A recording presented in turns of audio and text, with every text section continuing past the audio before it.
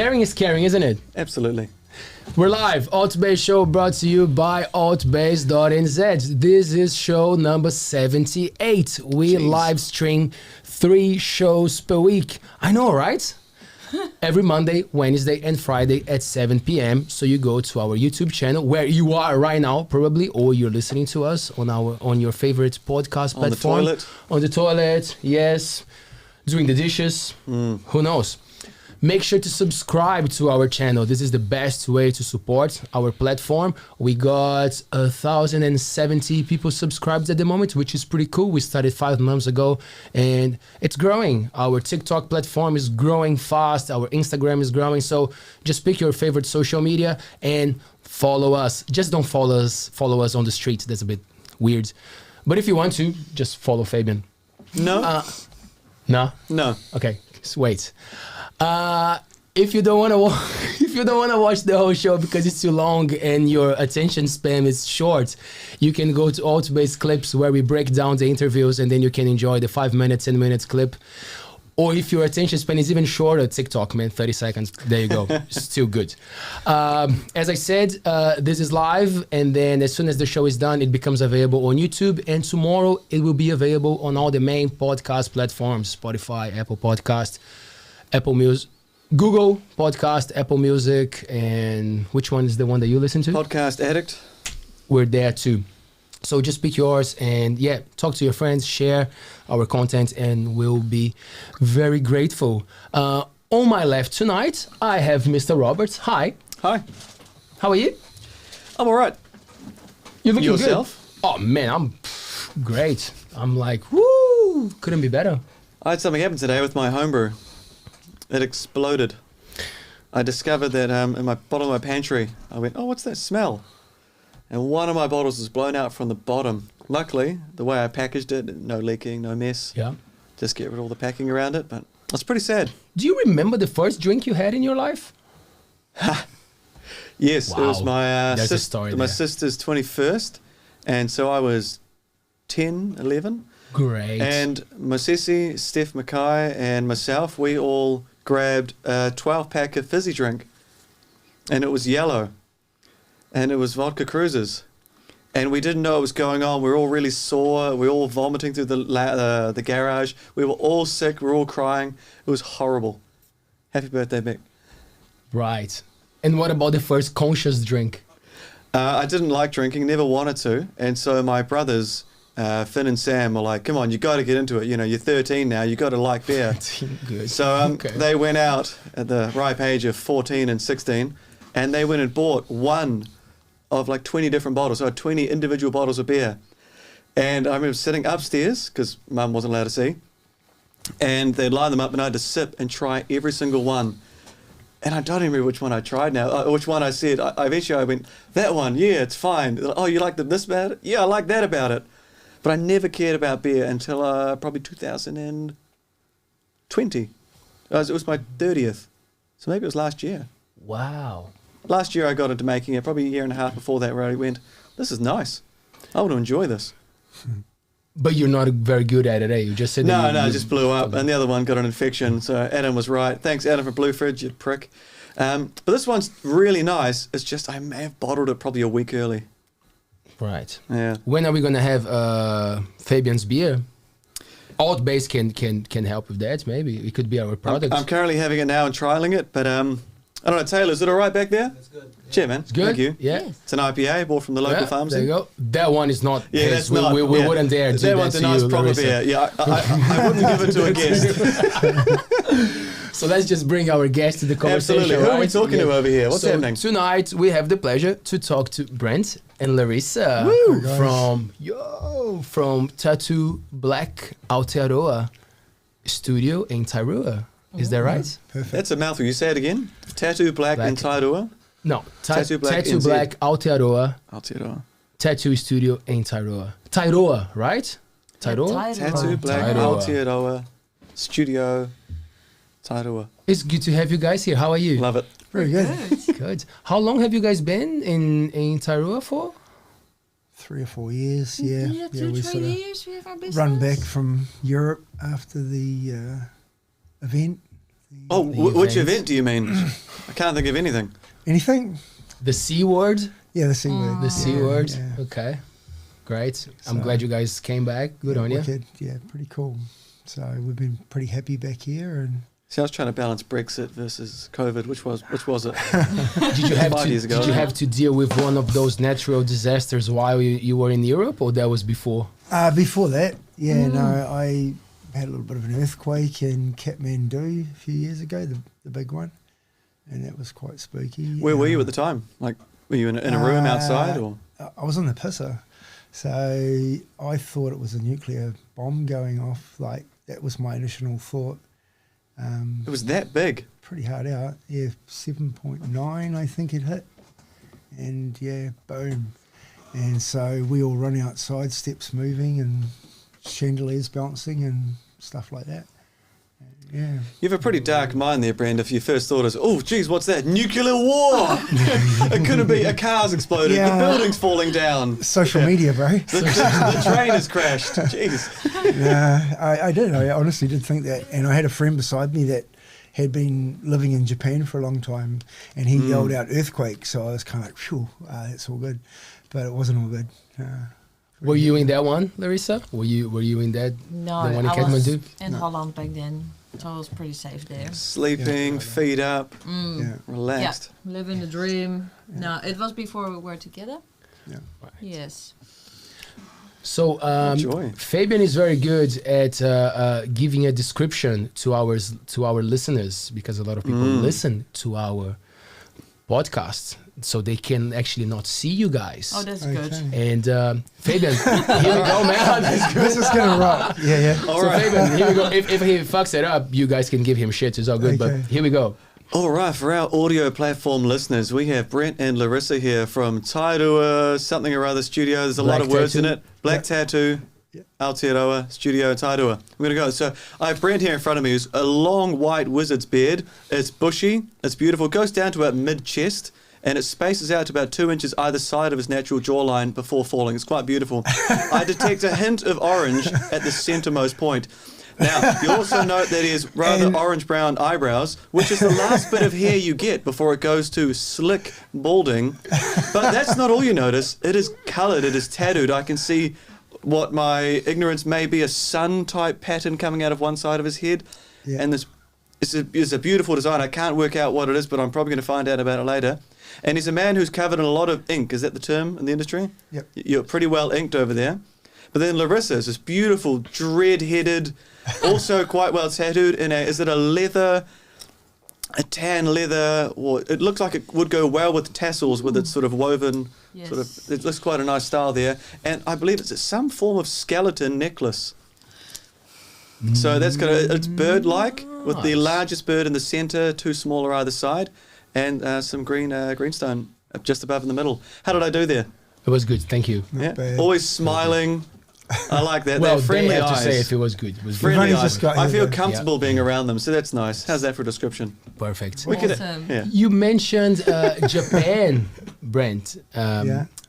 Were you there for a tattoo convention? I've never been to Japan. That's actually probably the only place. No, I was in Kathmandu. The sorry, but you said that, sorry, your friends Yeah, from yeah. Japan. The reason why I'm asking is because when I was in Japan, there was this thing with a lot of people actually not fencing the tattoo thing. Yeah, a lot of they- places you could actually not go if you had a no. tattoo. So, Yeah. what do you know a little bit about this? Yeah, they had quite a big movement where they were trying to outlaw it. The government was trying to get votes.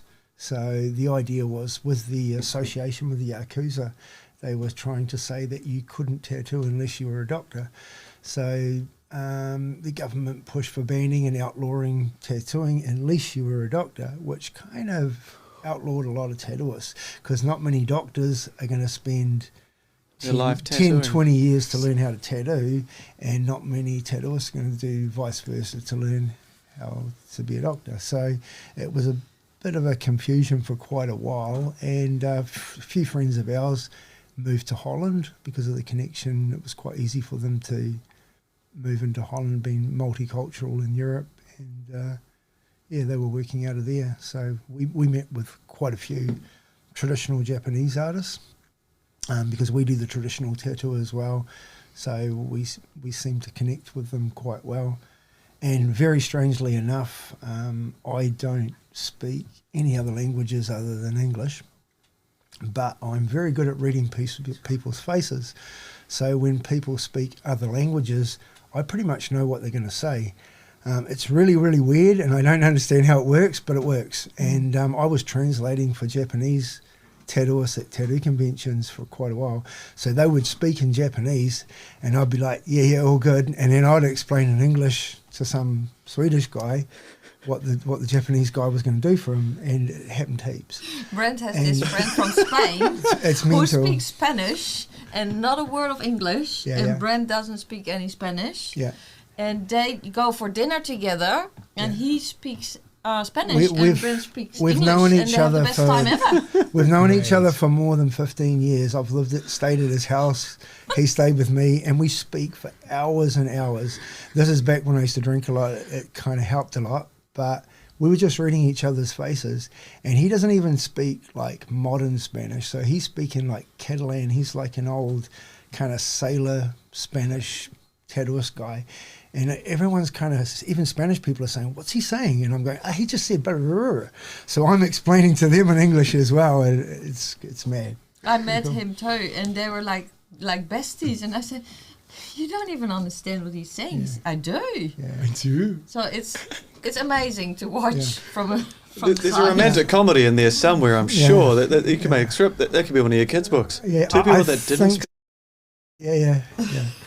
I think we do that. Like lots of people do it. You know, we see somebody speaking, and we're reading their faces. You know, we do that all the time, but most of us don't realise we're doing it. And I spent, and this is I try not to talk about it, but I spent, what was it, 15? Yeah, 15 years of my life in a German-speaking country, and I really don't. I hope there's not too many Germans out there, but I don't get along really well with Germans. They're quite hard people, you know. Nice. So when they speak, what I did notice is they're very hard to understand what they're saying. So they might say, I love you, but in German, and you're thinking, wow, what did I do wrong? You know, it's like, it's like, holy shit, you know, it's pretty hardcore, you know. What took you there? What took you to And what kept you there? Yeah, well, years. Damn. Yeah, a dark part of my life. I mean, I basically had been tattooing in New Zealand for a very long time, and I was enjoying it, but I felt that I needed to find more in the world and hopefully develop more in what I was doing. And I'm I've always been interested in the traditional side of tattooing. For a white guy covered in tattoos to practice traditional tattooing in this country would have been very difficult. So I went to Europe, where Europeans had let me practice on them. Basically, that was my initial plan. As in traditional Māori patterns? Polynesian tattooing. Polynesian tattooing. And so Europeans would want Polynesian tattoo Yeah. styles. Okay, I see. Yeah. And it was like a connection too. Like I learned Samoan traditional tattooing. I went to Europe and I used it as a medium more than a strict cultural base. So I was able to explore artistically with the traditional method and tools. More contemporary art. Yeah, more of a contemporary method. But also I found after a long term of doing it, I could also, how would you explain it? I was able to help them with finding their culture and where they'd lost or been, you know, because a lot of people in Europe, it's a long time since they've had a real cultural connection. It's been very modern in the way they live and think. So that cultural connection, it saves people, bro. It makes people happy. It makes them connect to nature, and it makes them be real. So we were using our tattooing to try and expose them a little bit to that without it being a tourist attraction, which it is, you know, a lot of times it is. So we tried to make it as real as we could. And so we learnt with it as well. And Europe was wicked, so that's why I stayed there. Nice. Until, everything that happened here, over there, we felt we had to come home. You wanted to go home already before the Yeah. COVID and everything. We Yeah, already for sure. bought our place before the whole COVID happened, but we weren't in a big hurry. Yeah, there is a little thing too. Like I find a little bit here, a lot of the traditional methods are being lost as well because we are in a modern world. Money, things go fast. Everybody wants things quick. If we can get it quick, it's a lot easier than if we have to wait or if we have to put an effort into getting it done. So what we did learn in Europe, we're hoping we could bring it home and help revive some things that might have been lost here along the way with traditional tattooing as well, which it had, you know. We got a lot of backlash from it as well, but I think that's part of it. You can get backlashes, but you still want to give. We're giving because we don't need anything in return, so we're going to give anyway and see what happens in the end. What triggered you to go and learn the traditional Can I way of... stop Yes, that yeah. question? I Yeah. want to go back. I assume I'm going to go back beforehand with this question. Yeah. For both of you, what was your first tattoo experience, whether on someone else that you appreciated, and then what drove your first tattoo for yourselves? Was it before you started learning on other people, I presume? Yeah. So when did it begin? So like Larissa, like when did you first see someone or go, that's either engaging you or amazing you? That's actually quite a different. I had your opinion. Yeah? I didn't like them at first. Me How either. dare you say that? actually. That is not my opinion. Do I need to plant my opinion here? Do I put my Yeah, flag you in? do, you do. We're getting there. We're getting there. Hold it. I don't know. Like, I'm from Europe and it's totally different than here. I always ask when I meet people the first time, like, have you been to Europe? Because if you're from here, this is your, like, world and your, the way you look at things.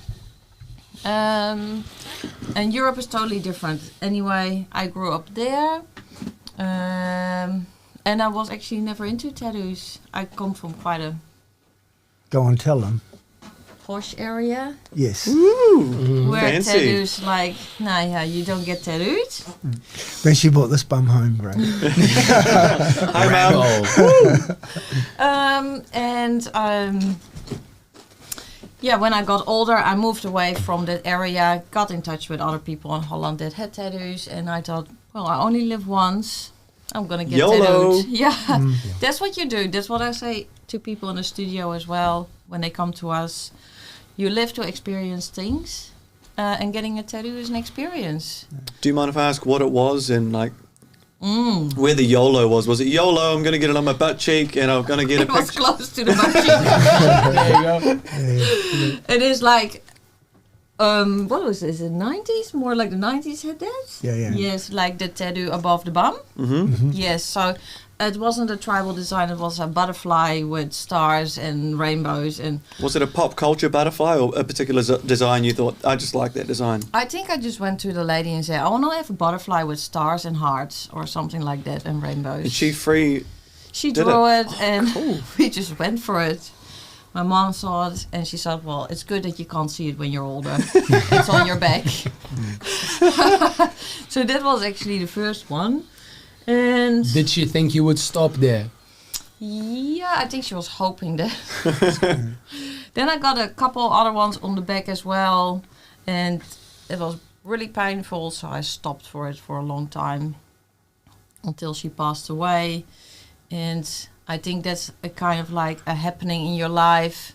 Certain things happen in your life that have a big impact.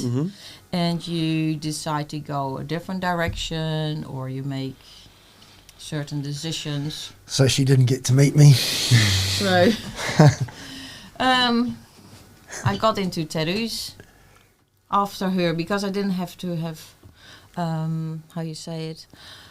The guilt or the burden or the... Yes, and I didn't have to say why I did it or whatever. I didn't have to get confronted with it.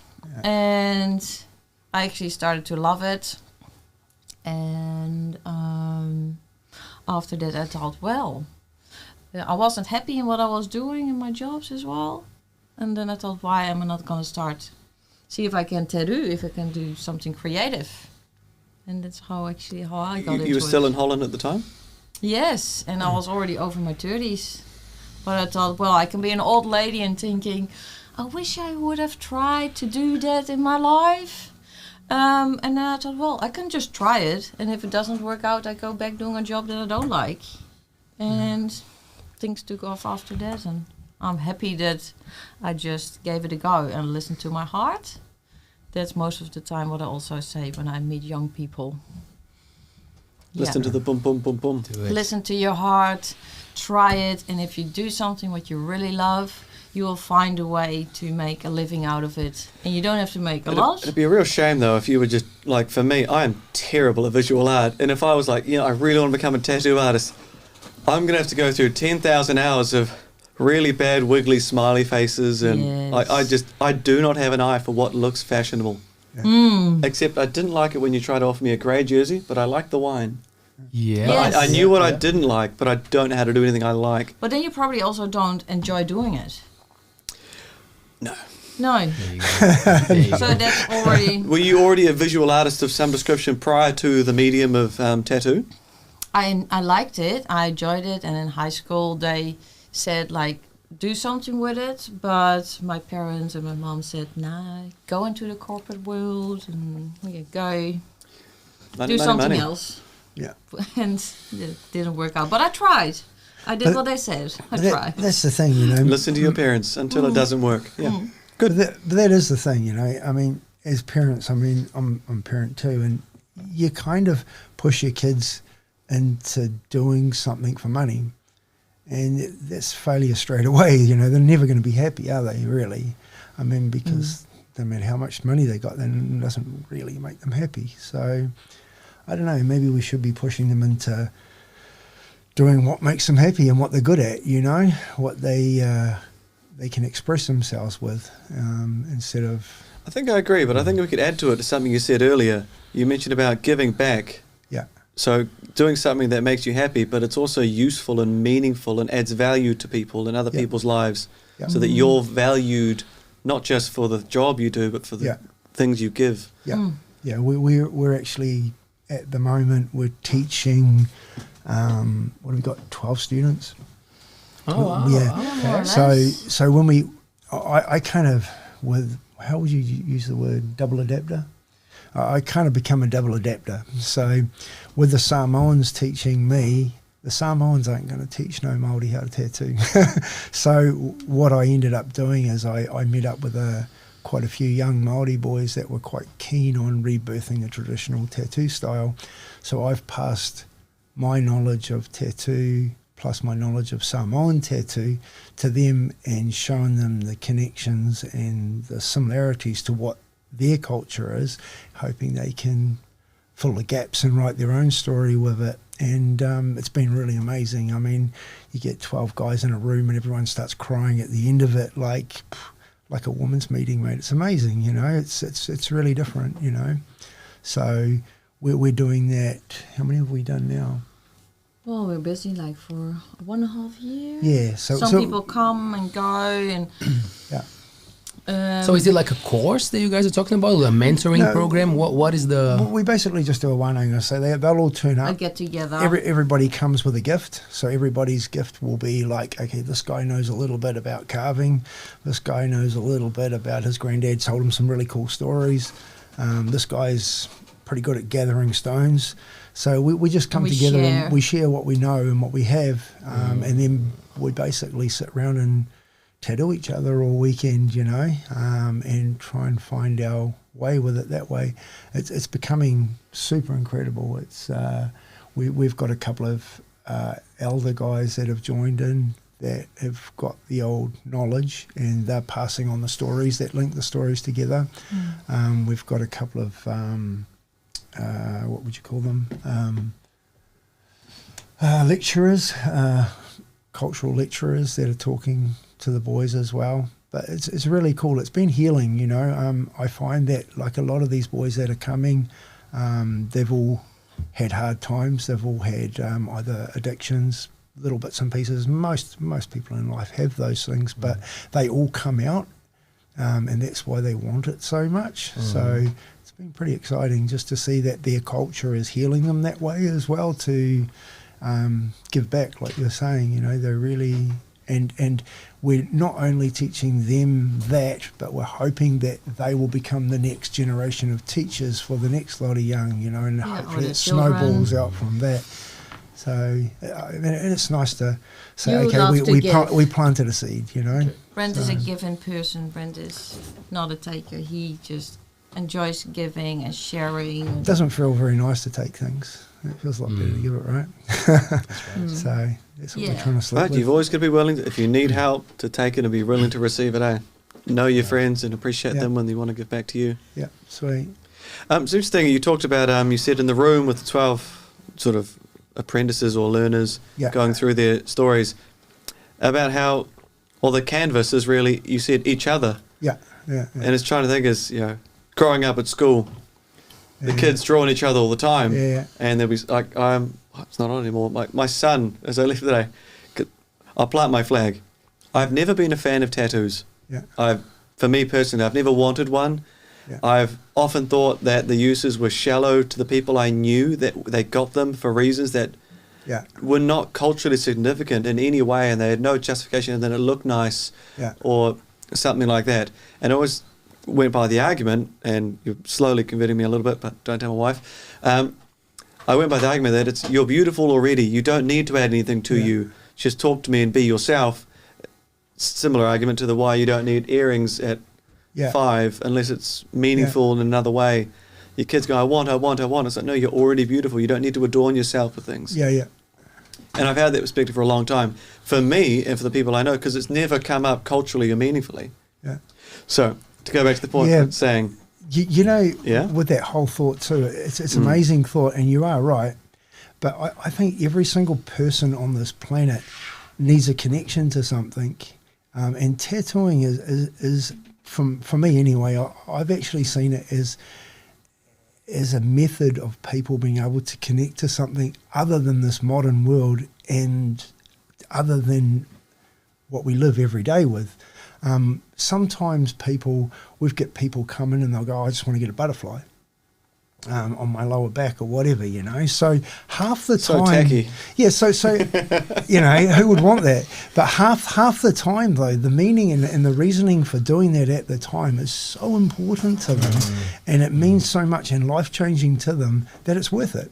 You know, it's a marking in your life. Even as a lesson, we all need lessons. You know, if we don't actually get lessons in our life, and we go through with the perfect life, with the perfect amount of money, the perfect car, the perfect job, everything, I'm pretty sure they're going to top themselves in the end because they're not going to be happy. Right? You need to have these ups and downs. You need to have a little bit of rough edges, you know, and I think it's what makes people.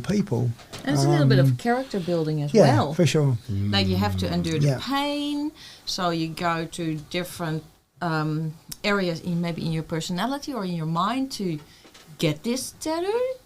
And even if you think maybe later in life, like, I don't like it anymore, you still have to find a way mentally to live with it and to deal with it and to do it. So it's also... It's like getting the personality building can be a part of it as well. Yeah, it's getting less. I mean, I find that. I mean, like I said, I've been doing this for what I always lie because I can't remember. Was it? What do you want to say? How many years I've been tattooing? 34. 34 years. So in that time, I've seen it change as well. Social media has had a big part of that. You know, people become actors nowadays. They all have their own TV show. You know, so within that world, you know, within that world though, they're not real anymore. You know, so they're living this TV show world every day that it's hard for them to connect to something real. And if a tattoo makes them feel real again for a split moment, then it probably works. But when I was younger... I've heard that same argument used for people that get addicted to drugs, that they feel real again with the pain or the experience or the... Yeah. But it's interesting that parallel of you got to go through something to feel the badness, to know, yes, I am real, I can feel the bad. Yeah, for sure. Yeah. Did you go through something to tough moments in that start I of think my whole life has been. Yeah. You know, it's always been up and down and round. You know, and I think since a very young age, I've learnt how to deal with it and how to be happy with it. So I think that's for me. It's easy. Really, it is. I don't get bored. I find I don't have enough time in the day to think and do everything I want to do, which I think is perfect. You know, and I think that's part of being creative as well. You have a creative mind, so you're always busy with it. You know, some people have a creative mind and they can't control it and they lose their marbles. You know, it's just depending on how you focus on and Channel it. Sometimes I'm talking to people and I realize that the way that they talk, it tells a lot about them, you know, like, and that ability to look at problems as opportunities. It comes at very different stages in life. Some people pick up that from a very early age. They just make it work, you know, and some people, it seems like they have to roll with the punches for a bit longer. You know, and that's why I asked, you know, like, because I was wondering if there were moments in your life that when you look back, you were like, oh, those moments were actually quite decisive to what I am now, to what I'm doing. It all is, isn't it? You know, the whole thing. I mean, everything you do in your life definitely makes you who you are at the end of it. We spend a lot of time, we live in the bush, so we spend a lot of time sitting there. We don't have television. No, I haven't had a television in years, so you haven't seen those amazing shows? We don't have Netflix. So many shows. we don't get internet where we are either, which is kind of weird. Oh, you don't post what you've eaten? Oh, you're missing out. I know, it's wicked, eh? I've heard people do it though. Yes. It's a joy. Larissa, she accepted one of our beers, but you said no to a beer, and then you mentioned something about not drinking anymore. How was that experience for you of not? I'd have to start the story with I used to do 30, 32, 34 tattoo conventions a year. Yes. So that's every weekend just about. I'm in a different country with people that I know from the weekend before. So you all over the world. So you end up kind of this, a year of party really. And I did that for a lot of years. And it's for work, so wow. And he what has a an job. amazing gift that with a hangover he could tattoo the next day. So black coffee, Brent? Was that one of the helpers? Yeah, and a rubbish bin, quite handy, you know. But I used to, I did Poland tattoo convention, what was it, Warsaw, yeah. So I did that and we all got quite messy. The weekend after I was in Moscow tattoo convention, and I turned up and I didn't realize it, but Russians are amazing artists. I kind of knew that before I got there, but I kind of had this idea that they were going to be like all the other tattooists I knew for the last 10, 20 years that just got drunk every weekend, had a good time. One friend of mine said to me once, you go to a tattoo convention, you get the worst tattoo off the best tattooists. And it's kind of like that because everyone just gets plastered all weekend and does the best they can while they're half plastered. But we went to the Moscow convention, and Moscow's amazing. I went to all the art galleries and all these really cool things that you do there. But the convention was sponsored by Jack Daniels in Moscow, which is really weird. I was expecting vodka, so I got there and. But what do you drink in Russia? Black Russians. We were. I was with two American friends of mine, right, and in Russia, and they were like some punk rock boys. So we decided that we were going to get drunk at the end of the convention. So we opened this one bottle of Jack Daniels that Jack Daniels gave all the winning artists a big bottle of Jack Daniels as a prize. But all the good artists in Russia don't drink.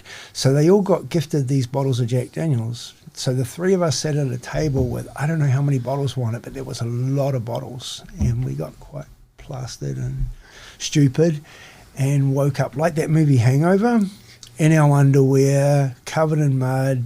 And we'd been wrestling and playing WWF because that's what you do, right? Which character were you from WWF? You Undertaker? I think I was Ultimate Warrior for sure. But nice. yeah, that would be my favourite. Yeah. I don't know. And so I decided that's it. I'm going to give up drinking after that. Did you miss your airplane, lost your passport? Yeah, and one friend of mine that I'd met that weekend, he used to party with us, but he says, "Oh, I've become vegan." And I'm like, that's horrible, you know. Why do you want to be vegan, you know? So I decided, he said, I bet you can't do it for a month. So I became raw vegan, gave up alcohol, gave up all the other things that go with it. And here you are today. Here I am now without anything either. All those poor animals you didn't enslave and slaughter. I know. I was... What a waste. It was difficult. But nah. So, I mean, I kind of thought if I'm going to give up something, I may as well try all and see how it goes. So I was 3 packets of cigarettes a day. Whoa! I was good at it, bro. You're an expert. I had to be. I was wondering if you're tattooing, is someone just replacing it in your lips as you go? Okay. But we used to smoke like that, you know. And you give a lot away. You're a giver. That's right. So yeah, and then things changed from there. Well, I think also the turning thing was the big earthquake. That makes you also realize like life can be quite fragile, and may you stick with it a little bit longer. Yeah. Life was good. Are you also vegan, Larissa? Yes. Yeah? Well, Cool. yes. I turned Oh, there's a pause, yes. Yes. I turned her with a jar of Marmite and a bag of carrots. When that was the first Carrots time and we met. Marmite, bro. It's me. That's all you need. Never had it, no. Yeah, it's good. Don't On do it. it. I was wondering about the raw vegan period because when I did it, it taught me a lot. So like I don't do it on a regular basis, but like the lessons you get out of that, you take it to your life, right? Yeah, and I think too, you kind of like, I think I'm already a little bit, what do you call it, hyperactive, you know, so being raw vegan was even worse.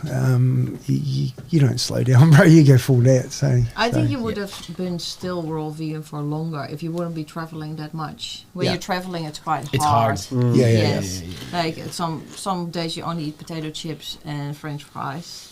Yeah. Or carrots and Marmite, bro. Carrots and Carrots and Marmite. will take you a long It's the new way. thing, bro. I've got them in my fridge at home, so I'm definitely keen when I get home. Oh, you do it, bro. It's wicked. Is there a particular way you prepare them? I just get a carrot and stick it in the Marmite jar. Just like sauce, bam. Yes. Let's go hard. Yeah, And I had never met him before, and he gave it to me, and I was just so polite and was like, "Okay, well, have this carrot then." And the whole day I tasted this Marmite, and we have no similar taste in Holland, and I couldn't get over it. And till now, I still don't. If she eat. upsets me now, I can chase her around the house with a jar of Marmite. Super cool. Larissa, come just a little bit closer to your microphone so we can hear It's you an better. experience. You guys have beautiful voices. My wife and I get international students when the borders open again. We get international girls from, well, 2 so far from Austria. And they're absolutely beautiful girls. They have 6 months at a time. They come and live with us and our kids and babysit. I mean, but the first thing they do is, we're going to make Marmite scrolls for you. It's like, it's fresh bacon. It smells really good. And we just sit there and just watch. Just sit there and enjoy it. They're like, no, what is this? And you go show them. And they look at it and they go, what is this foreign black? It's thick and oil. Yes. They try and read the ingredients. They're like, yeast? Yes. It just makes no sense. No. It doesn't. And it's delicious. Vegemite's awful. Sorry if you're a Vegemite fan, but Marmite, it's the way to go. It is. It's all good. It was a way for him to stick in my mind. Yeah. So it was kind of a good move. It was a selling point, bro. I should have run away. Yeah. No. Austria, really. Because that's where my shop was before we came back. Oh, yeah. Yes. That was a dark part of my life. I married a German, and so Germany was pretty horrible. So I ended up in Austria, and we were near the Italian border. So That was fun. Yeah, not nice part of the world, just super boring people. So there's Austrians out there, right? Yeah, I'll make sure they watch. There's a reel, see, for Instagram. For me, You're it gonna see was that again. I was like, he's got a tattoo shop in Austria. My parents met each other in Austria in the annual winter skiing thing. So I was like, all cheers up and ready to go. And it just went, the people are just gave us a hard time. Mind you, we were near the Italian border, so it's a very religious sort of part of the world. Right. So, and we turned up, like we don't look like everybody else, and yeah. Yes, We difficult. honestly, we'd have people. We'd walk up the main street, and it's this little pretty town with looks like Hansel and Gretel town. You know, there's a little church and stuff at the end of the street. How you And thought their they gave me houses. an exorcism in the middle of the street? Hey, They would- this guy, yeah. They would cross the Yes. street, walk along, and then go back, and then look That was back at us, and another- then and say things and walk But off. even they would confront us. That old lady, we gave her And tomatoes one back. guy too. Oh, please Yeah. tell the story of the Okay. lady with the tomatoes. So we go into the supermarket, we walk out, we put it on, and we're nice people. Like, we forget that we have tattoos. So Yes, you don't see them because you don't anymore. see it yourself, right? So you're standing there, and there's this old lady in front of us, really old, kind of like a witch, wasn't she, babe? Now you're applying a bias. Right? So anyway, so I said to her, no, you said to her in German, Yeah. oh, you forgot your tomatoes, because she had all her stuff and she ran off without her tomatoes. Like So a we- good citizen does. We gave her tomatoes back. She thanked us. She walked out. As soon as we got out the door, she In just the car park. she hit us in the car park.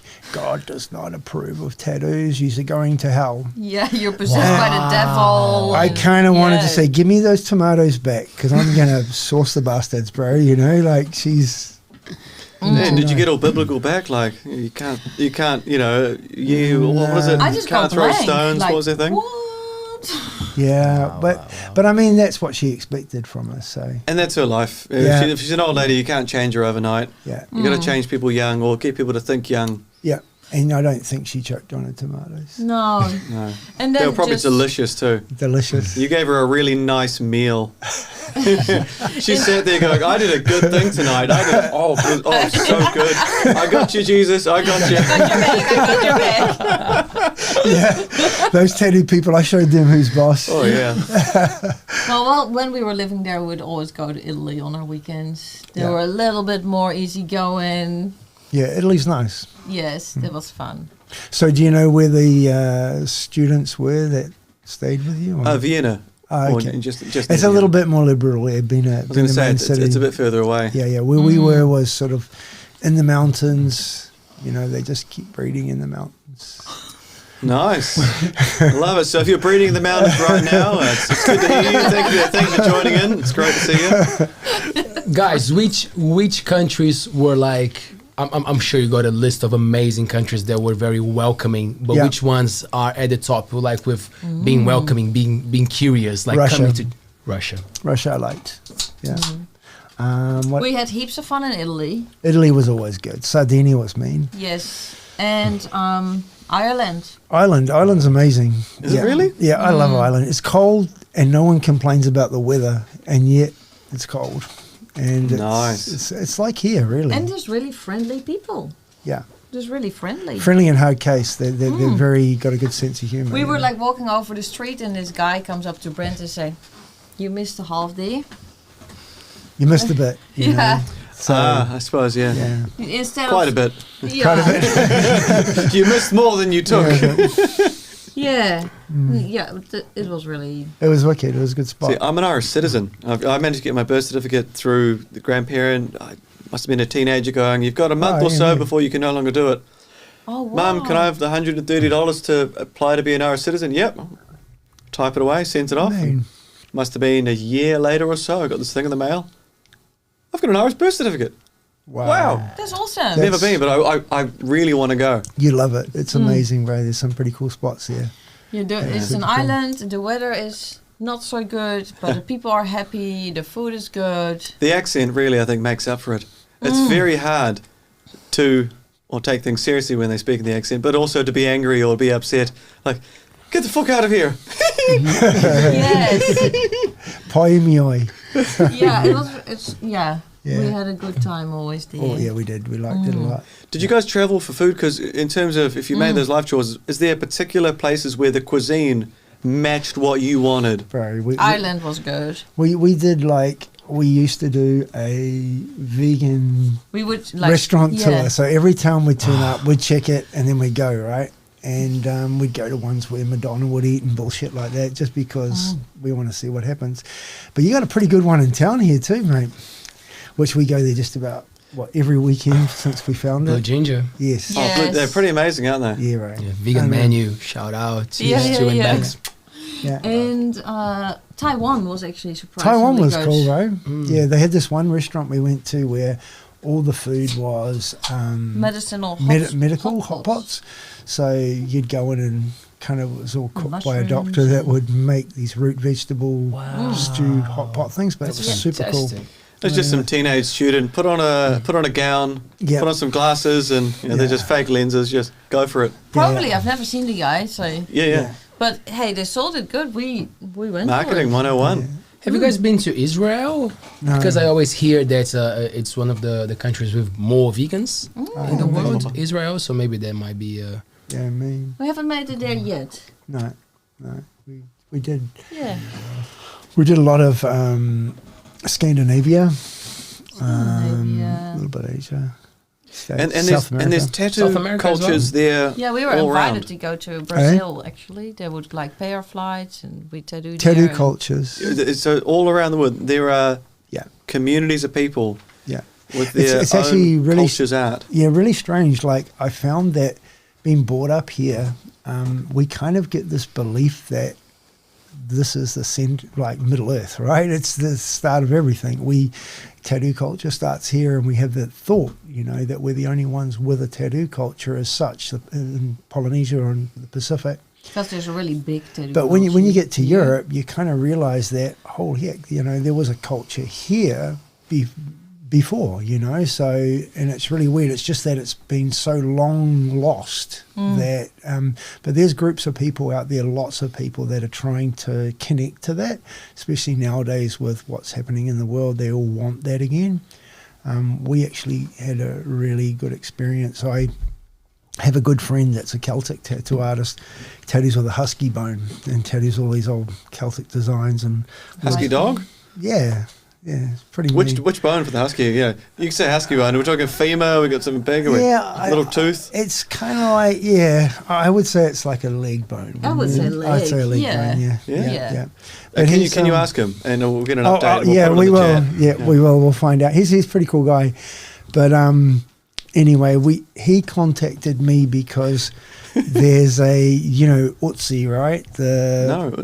He's the Ice Age man they found in between what's Italy or South Tyrol now, but it was Austria back in the day. Well, it's moved back and forwards a few times, but up in the Alps they found this guy that's 5,500 years ago. It's a long time. Long time ago. But what they were studying him, there was a lot of people studying him, and a few got cancer and died. This one guy approached us in particular that was studying them, and he decided that he wanted to get the markings on his body that Utsi had, because Utsi had 170 odd tattoos on his body. And But when you talk about tattoos, they're like stripes and dots. just It's lines and very dots. Simple, all on, basic. but what they are is they're all on acupuncture points. So they were all medical. They were all for medical reasons. So that's what they found. And then what we found is that they found a little kit with him, like a little leather bag. And he was a traveling tattooist. So the things that were in the bag were what he was using to make the tattoos with. There was this little needle object and this little blade type thing for cutting lines. So what we decided to do is we went to South Tyrol, where the guy had an acupuncture guy come along, and me and this other Your friend. friend of mine. My friend was going to do the tattoos because he's a hand poke specialist, and I was brought there because the tools were made of bone, and I use Polynesian hand tools with bone needles. So I was brought there to sharpen the bones and so they could tattoo. And when we got there, South Tyrol now is very religious, and you can't tattoo in public there. It's just not allowed. We were like, oh, shit, this is all good. So we ended up getting a big bear skin, and we climbed up the mountain where they found him, and we tattooed him in the bush. It was super Cold? Cool is a key word. It was cold as hell, right? We were dying, But we thought, wow, this is going to be neat later. And we took all these photos, and the guy said, look, don't show the photos to anyone because we'll get in lots of trouble. A year later, he approached us and he said, well, look, it's worked. I don't have cancer anymore. We don't know if it was a placebo effect or whether it actually worked, but it worked. And he doesn't have cancer anymore. He's still alive. So he said, look, just put the photos wherever you want. I don't really care anymore. It's all good, you know. So, Have you guys got deeper into this part of the research of actually going back in time and understanding that different people used to use tattoos in different ways? That has been pretty much what I've been doing for the last 20 years, is just every culture I can click to and see how they work. Most of it's been lost and forgotten. So we try to use Polynesian tattoo as a blueprint, especially the Samoan tattoo, because it's a long lineage that hasn't stopped or been broken. It's practiced the same as it always was.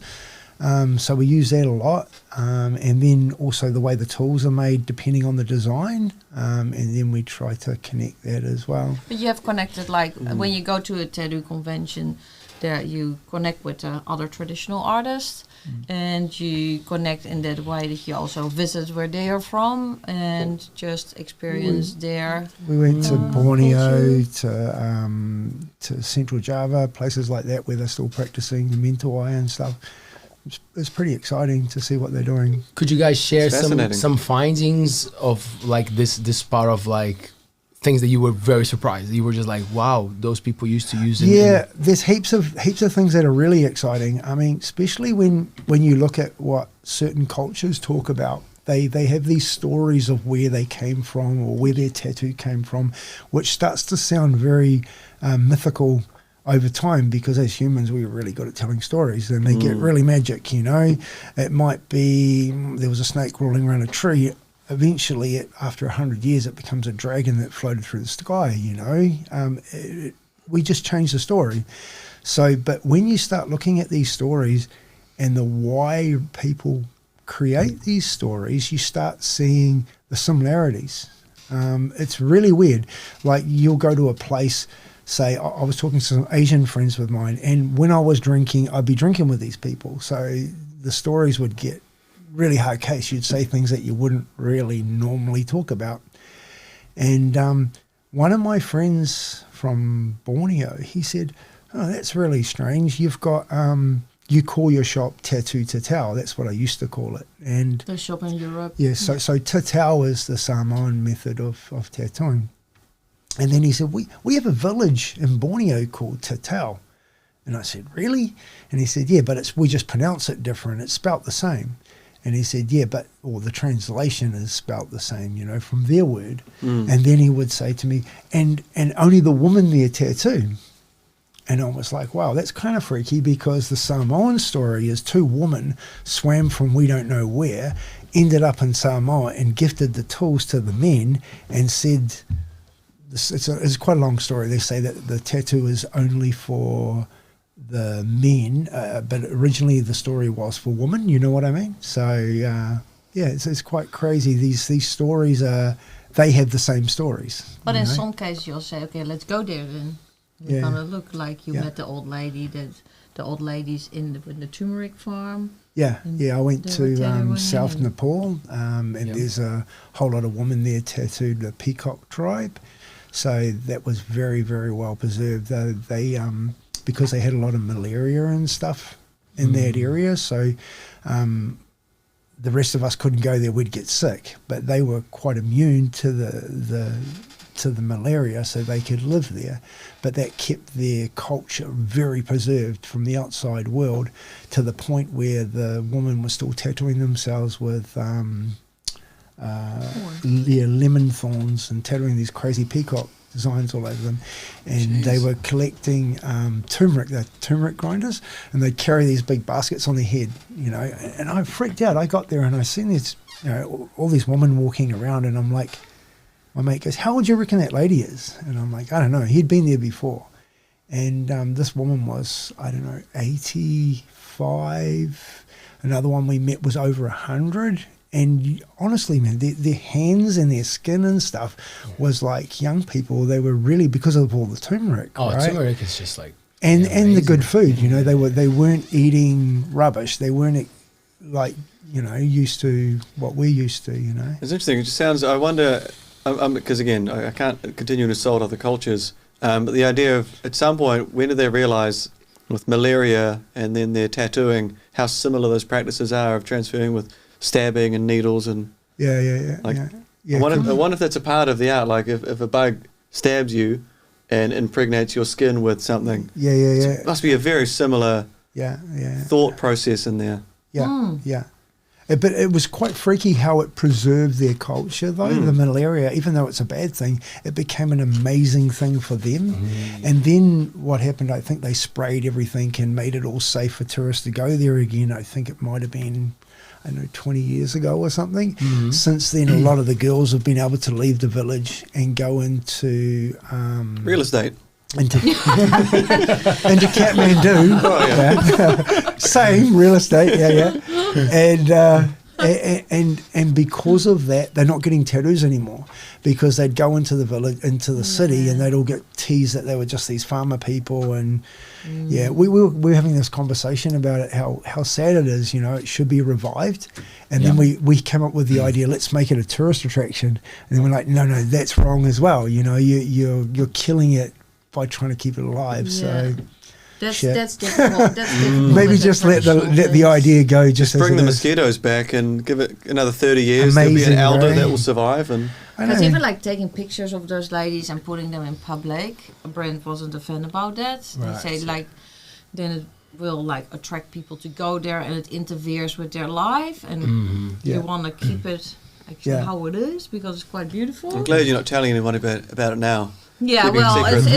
it's a big country. But was it Kathmandu? No. When I said Kathmandu, I mean Tairua. Just south of Tairua, South Tairua. Brent, you guys mentioned the Tatau. Yeah. So for people who have no clue about it, Yes. what is the technique? What is the Tatau? Tatau is traditional tattooing using crudely a stick with a plate on it, looks like a little bit of a rake, and a flat row of, pig's tusk sharpened into needles, rows of needles. And then we use another, like a mallet, which is called a salsal, and then we tap the other one and push the needles into the skin that way, or the bone. I got into it originally because of the hygiene side of it. A lot of the Samoan guys were tattooing my neighbour, actually, and he was very good, but the hygiene wasn't very good. So being a tattooist, I was trying to help him with the hygiene, say it would keep it alive so it didn't get outlawed, because there was already cases of skin eating disease and things like that was being caused from it. So we were just trying to help it. And then we went through stages where we showed them how to sterilise their tools, how to keep the area they worked clean and tidy as well, so they didn't cross-contaminate and things like that. And then hence I kind of got taught how to do it by helping. You know, it was really weird. And then you got accepted as well. So Tatau is I feel it's more than a tattoo. It's like tattooing that we have as modern people is... It's two different things. Like a long story short, it's like you have normally, you know, especially nowadays, it's becoming accepted, but it's also, as people, we look up to the wealthy. So we want to be like the wealthy. Yeah, so agreed. Yeah, I love it. Yep. So you look at like people, a lot of young people now, they'll buy a white Mercedes, lots of jewelry. They want to look like rap stars, right? And maybe that's a little bit past that now, but that was an era, right? So back in the day, it was only kings and queens and wealthy people that had tattoos at the turn of the century or turn of last century.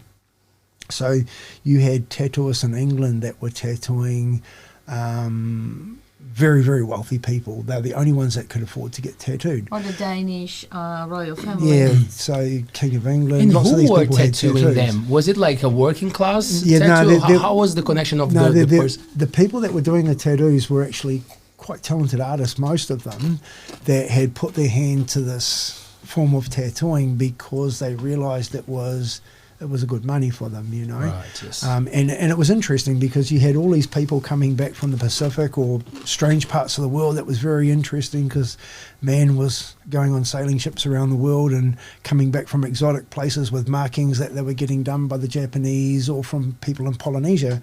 So people in Europe were like, we want some of that. So these guys, these businesses popped up where these people were tattooing people.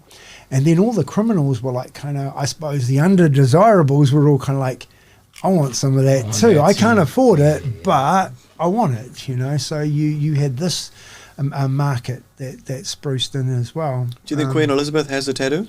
I'm pretty sure she does, bro. Corgi. A corgi on the lower back? For sure, right? No, Do you reckon she added a second corgi when she got a pair? Yeah, but a lot of her family did. Like I mean, I think, was it her father? I think King George, is it? Had tattoos. The King of Denmark was heavily tattooed.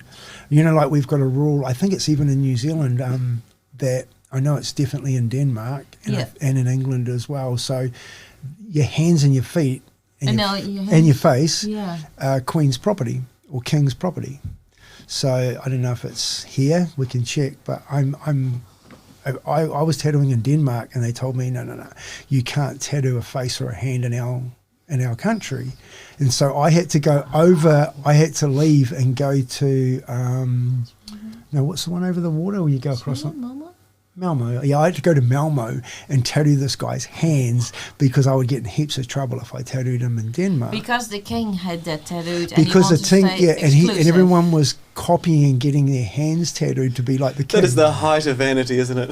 It's wicked, isn't it? Yeah, but that's probably how people were, you know. And I mean, we still are in a way. You know, You would love it if there was an origin story of the tramp stamp. If there was an original, no, you're not allowed to get a butterfly, and eventually 20 people had it, and the queen at the time's like, Queen's bum. yeah, I don't have it either. Yeah. Dad's bum, right? Nobody gets a tramp stamp anymore nowadays. It is still totally gone. It's a term that goes around though. I'm going to remember it forever. Yeah. I have it, and I'm actually like starting to be a little bit proud of it because in the last 5 years I've had nobody coming. My brother has one, which is really good. He's probably hearing this. It's pretty cool. Hey, shout out to your brother.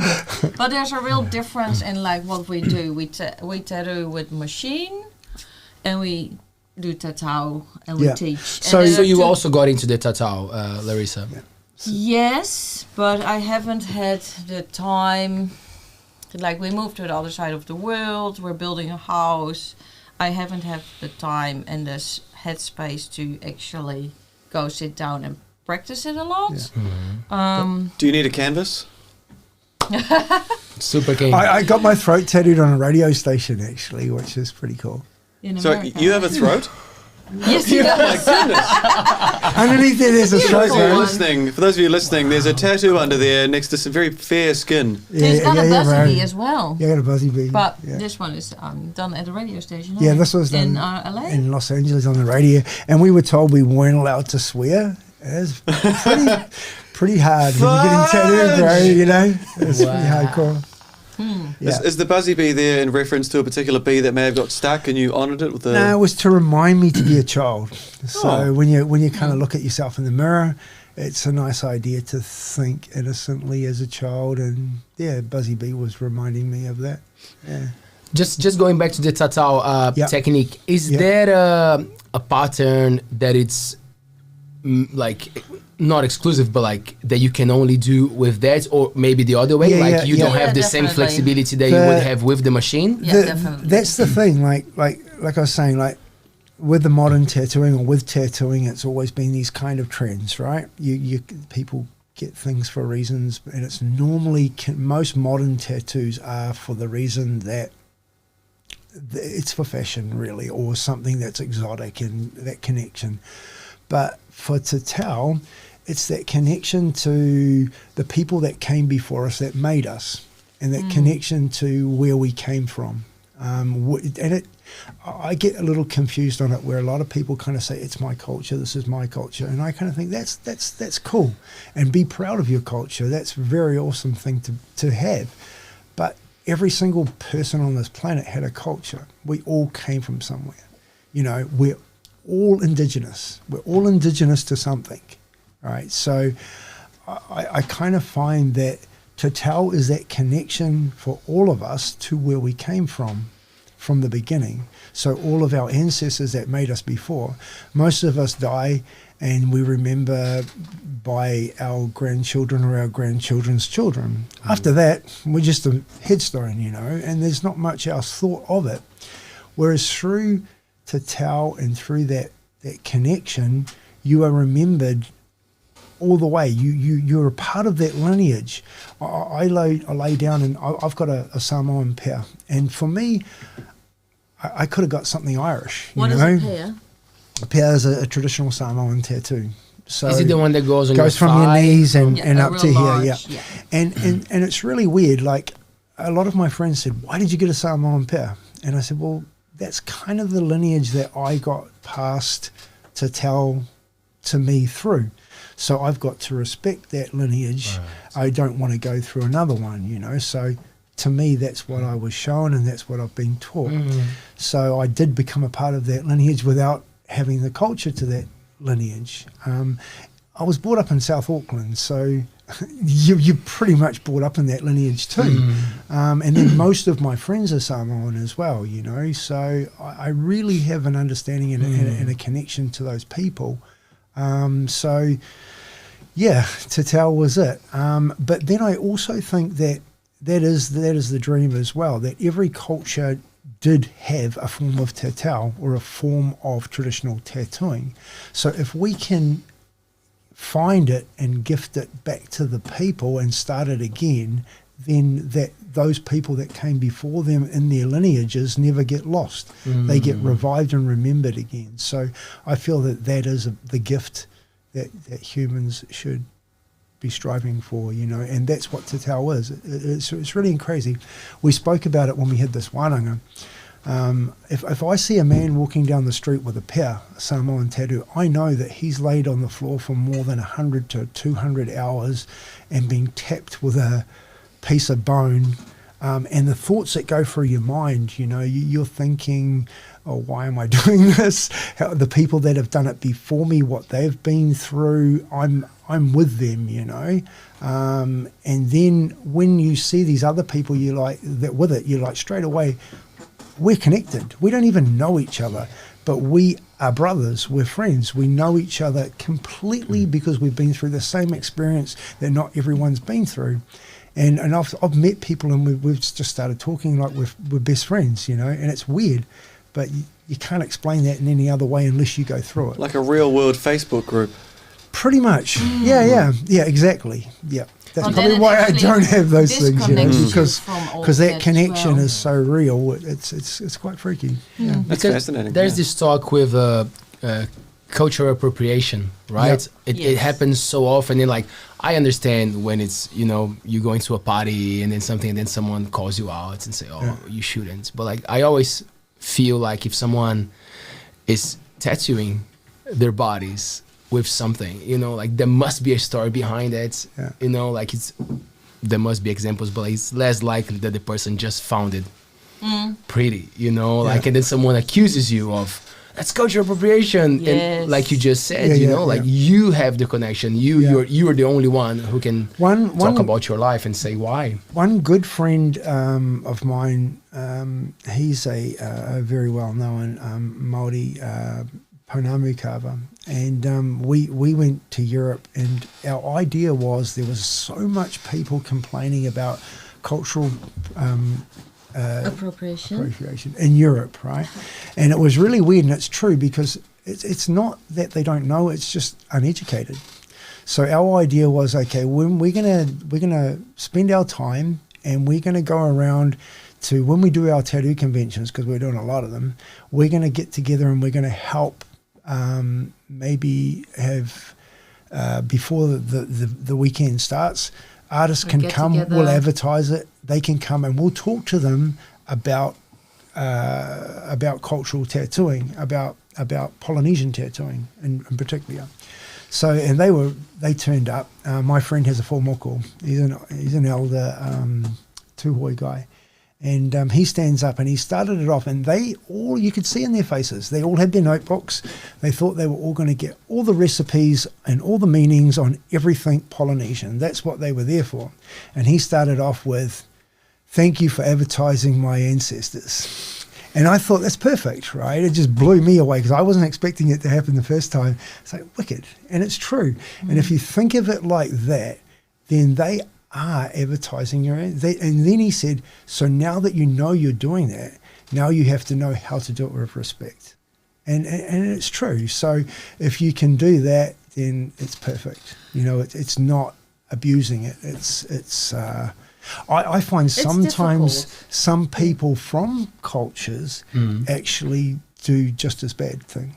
You know, like if you see somebody wearing certain tattoos, fully drunk, fully off their face in public, I think that's just as bad for me. I find that very offensive. I find cover up a little, you know. Sometimes it can't be, but maybe just tame it down a little bit. You got to lead by example now, you know. And I find that's part of the lesson that they need to be taught through getting the tattoo as well.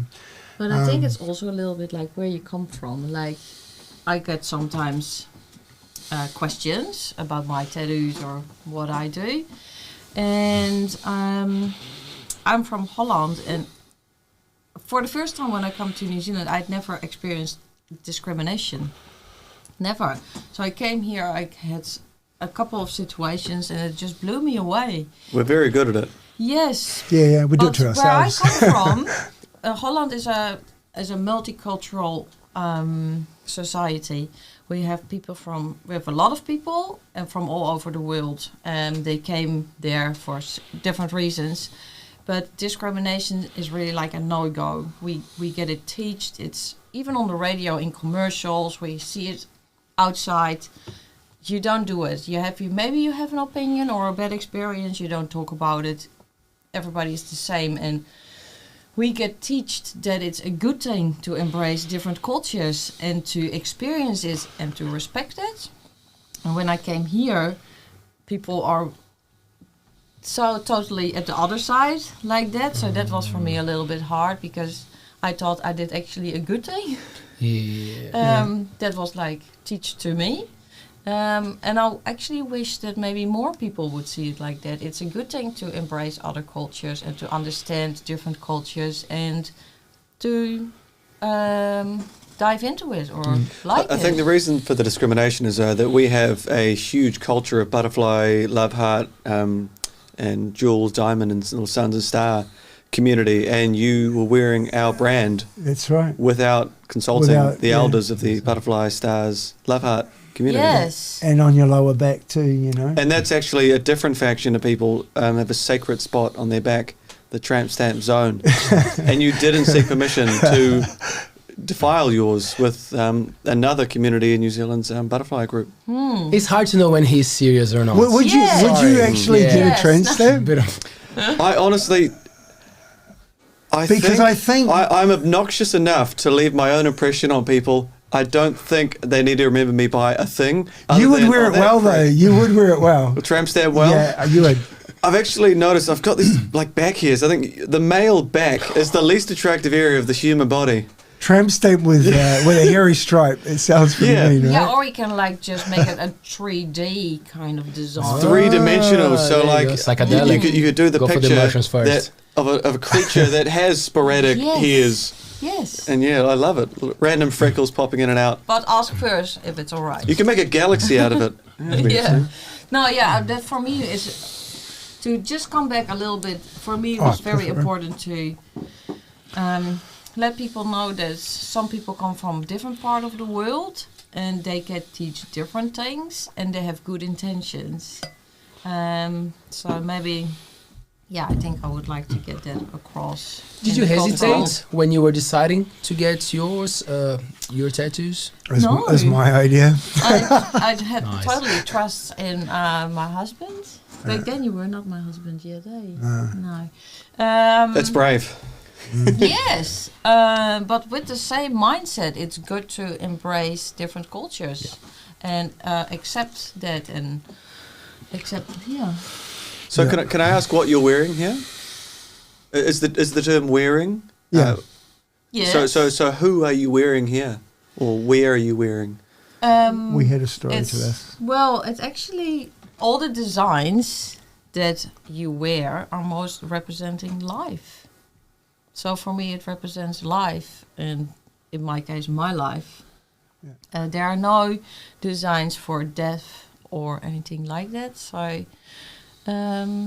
Celebrating the people of before's life, I suppose, too. That's fascinating. You see, there's no symbolism or thing for death when the crucifix is literally a Roman form of persecution and killing people. And yet, that you mentioned before that you have a Gaelic friend, or a person who does Gaelic designs. Yeah. So they're not for death.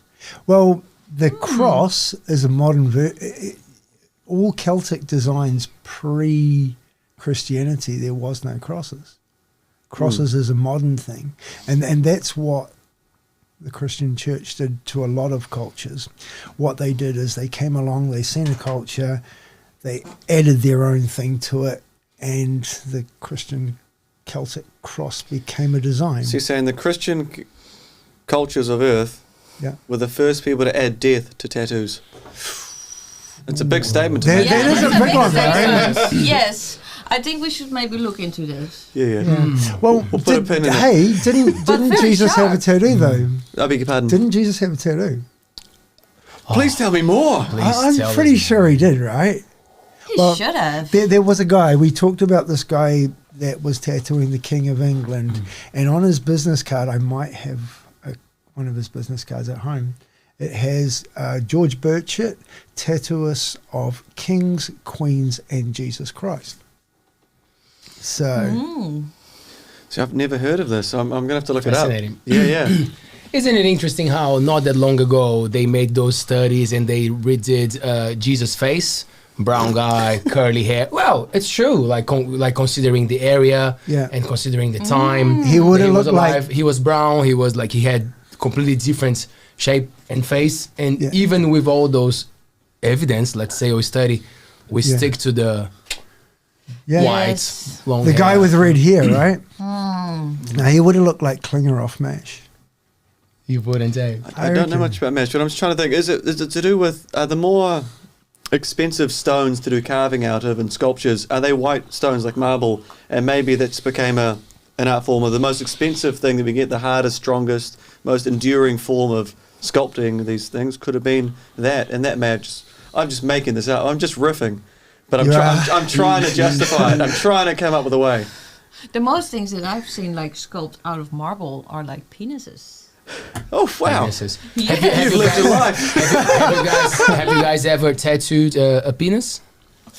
I haven't. No, I haven't. No, I like to keep it that way as well. Any areas or any more private areas? Close to it. Close. This is changing too. Like when I started tattooing, it was like a normal thing. Like a lot of people would get risque tattoos. It was kind of for those erotic reasons, you know. tattoos, eh? And I think in the modern world, we like to show what we've got now, so we don't necessarily want to hide our tattoos as much. So, I mean, there was a time when But back in the day, you would like every always woman on would the get a tattoo breast or here or here. Mm. It was a common thing. But now, I mean, we're getting women full sleeves, you know. And it's strange, like people even first tattoos, they want to get their throat tattooed or their hand tattooed, and that's you go, changing. haven't you got any others? No, okay. Cool. We always have a conversation. Straight to the glory spots, you know. There must be some, because I've seen a few jokes, a few humorous, they're either puns or they've come with a really clever one-liner. Are there any that you've tattooed that you've thought, this joke is kind of funny, but 4 hours later you're still trying to carve it in or nail it in, and you're like, it's not funny anymore. It's not, no, What are you no. doing to yourself? No, we haven't really. No. No, mostly serious tattoos, eh? Yes. I think. And if somebody comes to us and they say, I want to have a real obnoxious design. Like that a can smiley be, face. Actually, can be any kind of obnoxious, or Larissa had a then really we good one talk though. about it with the person as well. Right. You had a good one in Austria. The Italian guy that thought he was a gangster, and he wanted to get, what did he get on his back? He wanted to get a letter like, Never give up. or die trying, you know, something like that. And Right. then in Italian, Yeah, in and the Latin, biggest he could get it, on his of back. course. He gave up 3 times, and he never got it finished, and he cried right the way through. Yes, it. I was about to ask that. I had to stop because I said, Brent, I cannot do this. This guy is just, I can't do it. And I really want to like, not prove myself, but if I start something, I want to do it. And Yeah. it's also a challenge to get it done. I said, I can't do it. You have to hold him down, or you have to do. I sat on him with my knee on the middle of his back, trying to do some of it because we had no other option. And Brent Is said, there a my way mother to- has tattoos hard enough. Oh, but Mr. Brent, you're hurting me. Yeah. Wow. Poor fella. And you can't probably can't put them under general anaesthetic either, because then you have to have Yeah. breathing facilities. A lot of people do like use numbing creams and things now. That wasn't back then yet. Yeah, hey. but I don't agree with it. I kind of think that's part of getting a tattoo. You go through the pain and you endure That the makes Is there a you proud. least- adventure of the journey of it. You know, Yeah. Is there a least painful area? Is there like there's not many nerves here type thing? probably arms, upper arms. Yeah. Forearms isn't too bad. Anywhere on your arms, all right. The torso gets a bit more difficult. Palm of your hand's the worst. I think. Yeah? For me, it was. It was horrible.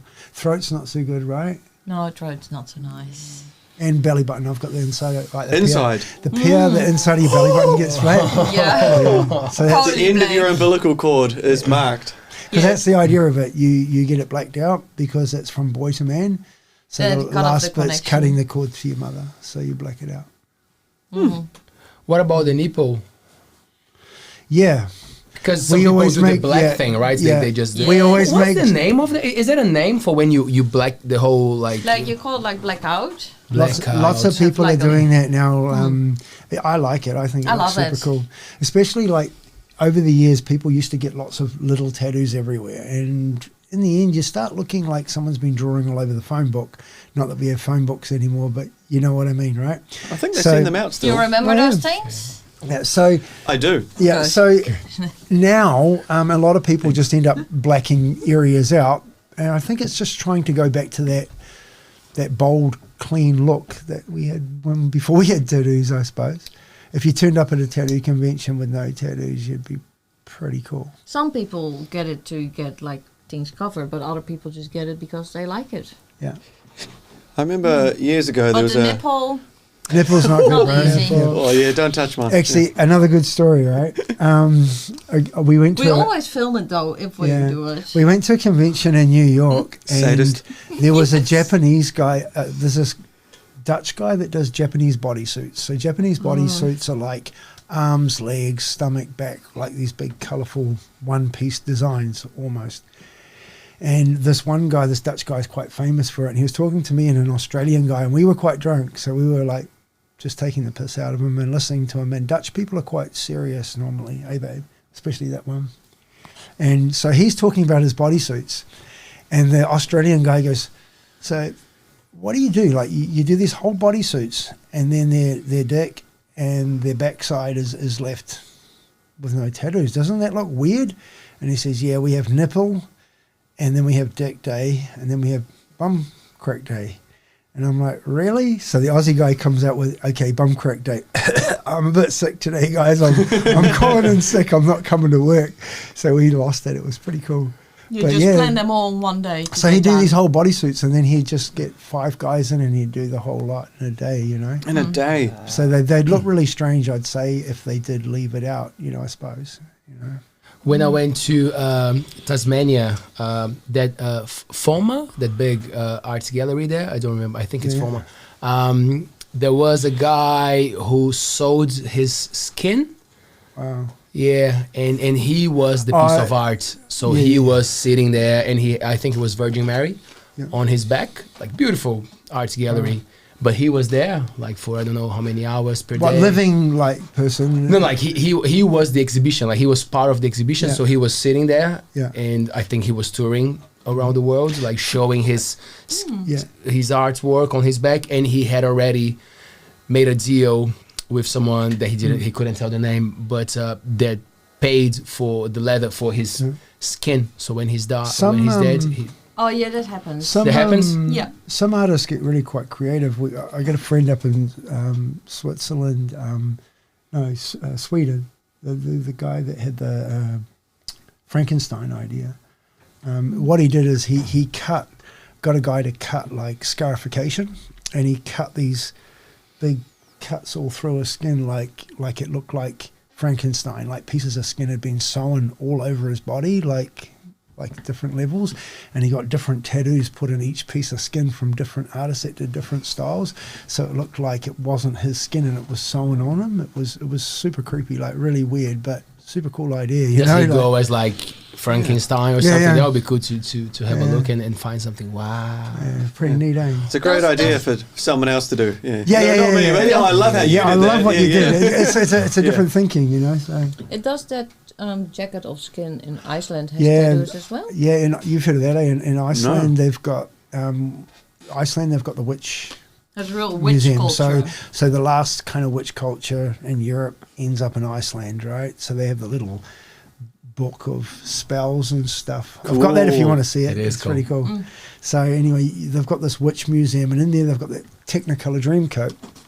So that's like druids, Like and Joseph in witch- the Technicolor yeah. Dreamcoat. So witches and druids and stuff, they'd pass away and they would donate a piece of their skin to this coat, and then they sewn pieces of this coat out of all these magical people over the years, and they believed that if you put the suit on, you'd become invincible. Yeah. And that's in the Iceland Witch Museum. I bet so many people have died wearing it. Oh, just you can imagine. Yeah. I'm invincible now. No, No, invincible Cliff. Is it something that gets mixed when you guys have tattoo conventions? Because there's this, as you were saying, like some people who put those bumps. I don't know what they do, but like Oh, they yeah. make Stitching. body alterations. Yeah. You know, like there's this guy very famous, like looks like a demon. You know, like he puts horns and he Yeah. modify his They mouth. walk around So there. is but it they a thing that get mixed up with tattoo conventions, or sometimes it depends on the country. Germany, Austria, for sure. You know, because they like that kind of South America that- maybe too. Yeah, a little bit South America too. There's a lot of quite freaky. I think there was a famous couple that we met from. I think they're from Sao Paulo. Yeah, yes. and they've got like tons of modifications. I think it's the one, Taylor, that goes to all the podcasts and stuff. Yeah, they're quite trendy there. Yeah, like they're cool people, really nice people. Really nice people, yes. And then I think from Mexico, there's the what's her name? The vampire lady. Have you seen her? I tattooed her. It was kind of cool. Like I was like, can I tattoo you? Cool. But she's got implants in her forehead and same thing, and she's got like big Yeah, teeth, yeah. extended teeth. That's an And I stuff. think Question. it's Sorry. sorry. Oh, No, excuse me. please go. Per country quite different. Like Yeah. for example, in Holland there will be strippers on a tattoo convention. We have the red light district, and it's How are you very. supposed to pay attention? It is only like it's not. That like certain shows. So maybe like some countries have the body You get immune. modification. We have the strippers. Is that why the men are drinking all the time? This bloody, I can't even look up. Soaking their sorrows away. Yeah. So maybe it's per country. Yeah. But it doesn't go hand in hand necessarily. No. Tattooing and body modifications. Yeah, and we have Lucky from here, right? Lucky Diamond Rich. He's the most tattooed person in the world. He's a Kiwi guy living in Australia that thinks he's an Australian, I think. Something like that.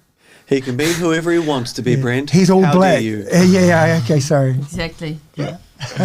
How was Brazil? Brazil's mean, bro.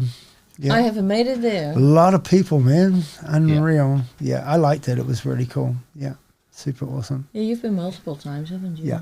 Yeah. But even like there, where you're not explaining that they have like big buildings with all floors full of tattoo shops. Yeah, bro. Biggest tattoo studio I ever seen in my life. Like 7-story building in the middle of where was it? In Sao Paulo, I think. And on each floor there's probably like 20, 30 tattoo shops. Yeah, and just yeah. like Na this. Galeria, Pretty- Taylor, probably. Yeah. We call it the if it is the place that I'm thinking, Yeah. right in the center of Yeah, town, downtown. yeah. Yeah. We call it the rock and roll rock gallery. Yeah, You know, like it's super kind of like cool a place. and you find vinyls from all over the world in one building, and then the other one is all like the hairdressers, Yeah. because it's a lot of Latin Afro influence. So like you will find these amazing chicks doing like the hairs, and the other ones a lot of tattoos and stuff. That's cool. Yeah, Did yeah. you I find- like South America a lot. Didn't you have like New Year's Eve in Brazil? Oh yeah, we went to Copacabana Beach for New Year's Eve, bro. Ooh, fancy. I don't know how many millions of people were on the beach, Yeah. but my friend, we turn up and my mate goes, "Here's your deck chair." I'm like, what do I need a bloody deck chair for? He goes, "You'll need it. Just wait." Right. So then the fireworks go off, and then everybody drinks champagne Yeah. and throws the bottle in the air. So you got like 1 million odd people throwing shampoo bottles in the air. So then the deck chair comes in handy, bro. We're like this, and all these bottles like super crazy, right? So it's pretty cool. I'm assuming there's a lot of ambulances called. Yeah, well, yeah, or not. It's Rio. The next day. Yeah. But you had a good time in Brazil. Yeah, I liked it. Yeah, it's pretty cool, right? There's something you said earlier about the vampire woman, how you said, oh, can I tattoo you? Yeah. And it relates to a question we spoke about, I think, before the show, like the philosophy of, can you suggest what you would put on someone else? Yeah, 100%. Like, what is art? If someone goes, hi, I'm looking for something but I'm not sure, would you interview them to find out about them, or would you simply 100%. go, I think you look because you're good at reading people? How does that work? Yeah, I think that's part of our job, or part of our what we need to do if we're good at it. We need to be able to find out by talking to the person what they like. Most people don't really know what they want. They want to get what other people have got because they're scared if they do something that they really want, maybe people are going to say, well, I don't really like that. And they don't like that thought. So they just go, well, that looks good on all those other people and everybody's liking it on Instagram. I'll get that too. And it's Do safe. people show you the phone? Do they come in with pictures? Yes. So for me, I try to break it down because as soon as you break it down with people and you say to them, okay, I'm not going to do that picture on you, but you like that idea. So why do you like that idea? And then you start breaking down their thought.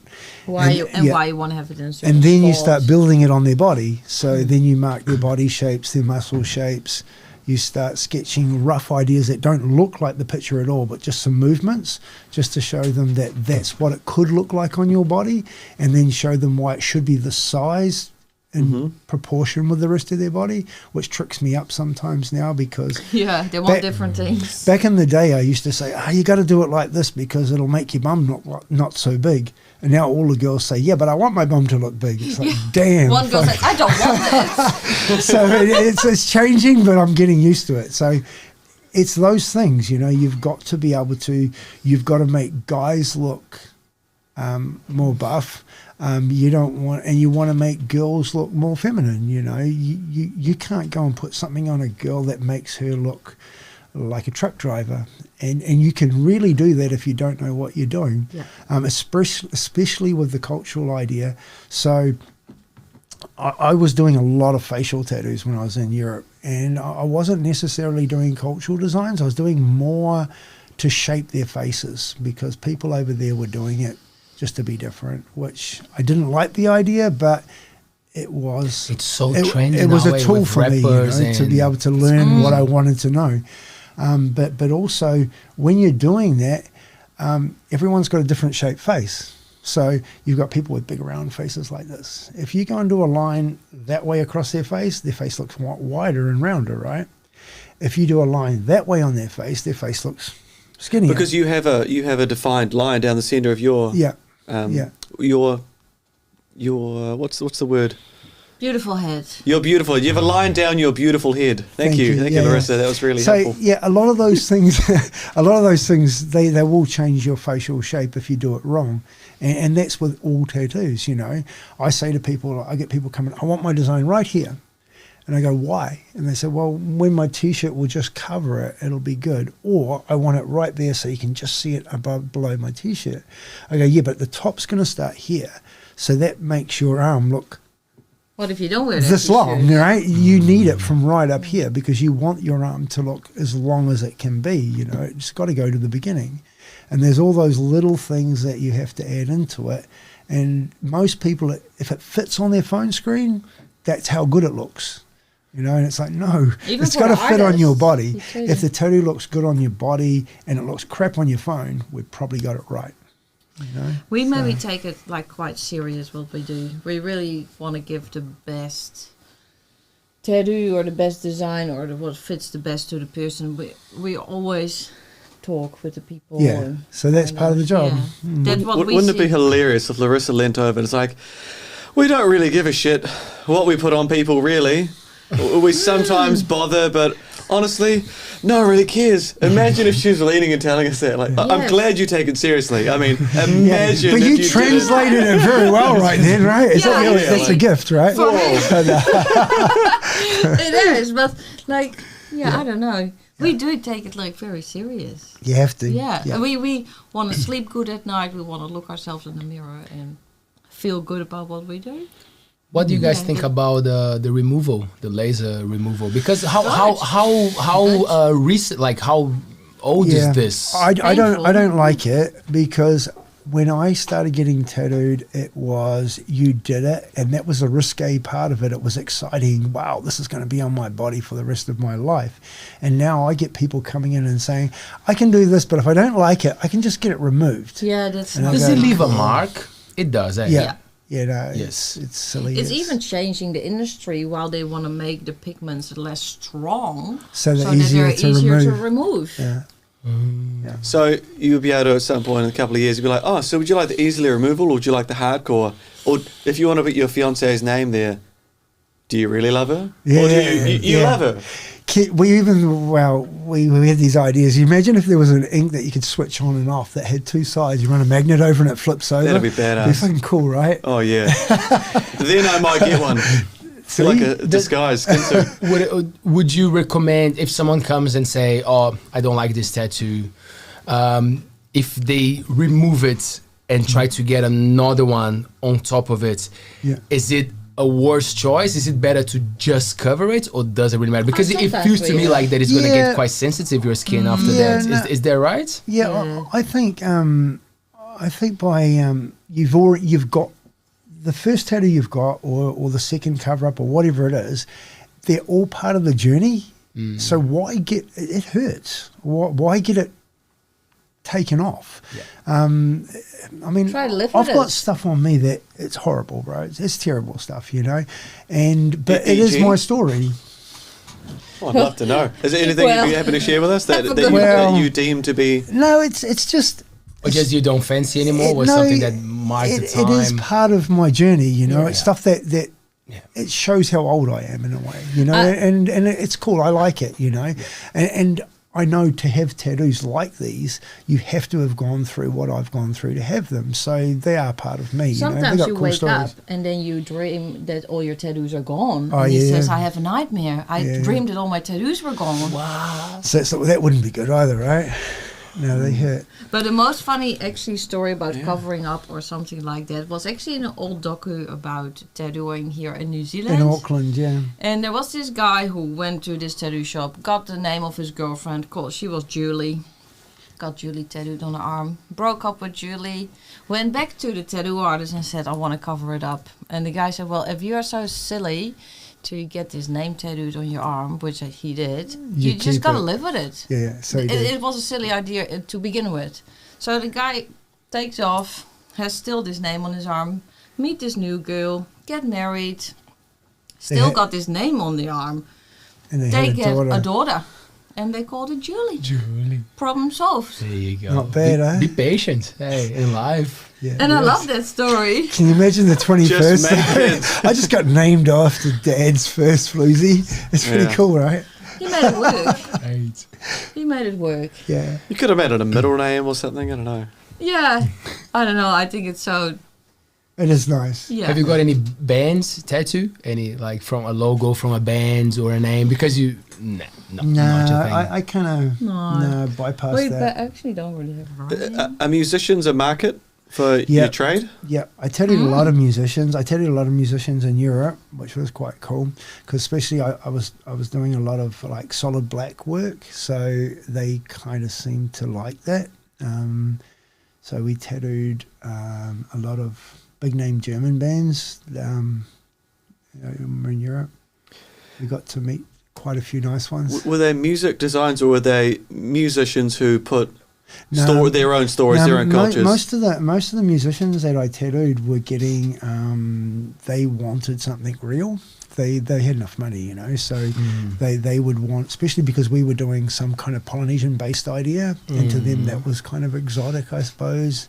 So we were doing modern versions of that. People want always something what's far from home. Yeah.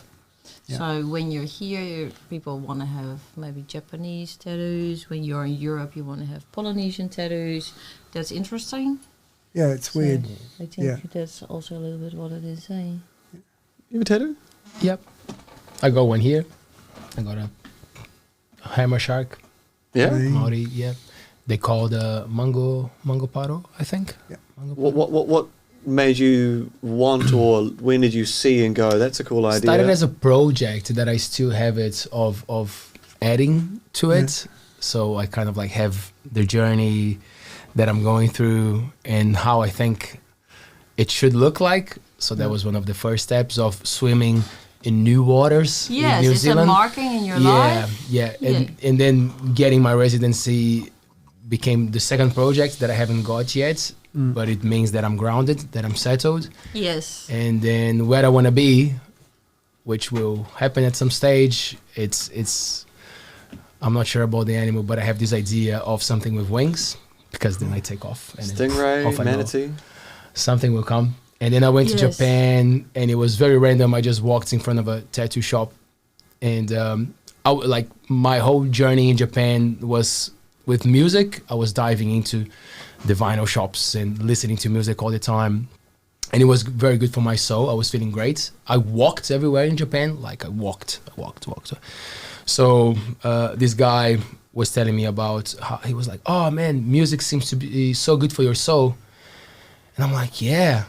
And I'm like, music is good for my soul. And then I asked him, I was like, how would you write that, you know, the music and the soul? And then he wrote it, and he told me, when you actually put these two symbols together, they also mean that something is full, like you're full of something. And then the separate meaning, it's music and soul. And I'm like, so I walked past this tattoo shop, and boom, got another one. Yes. So yeah, kind of like, Well, you never have to look at it, so it's... you know. exactly. Yeah, but I love it, and Taylor is the same. Like we love the idea. We wanna get into it more. It's a weird thing. Oh, Yeah. it's fascinating. Like I really loved the feeling. I really loved the feeling. It was so like, wow, this is quite. I haven't felt this before. It changes you somehow. It is really experience. You're really not selling it to me.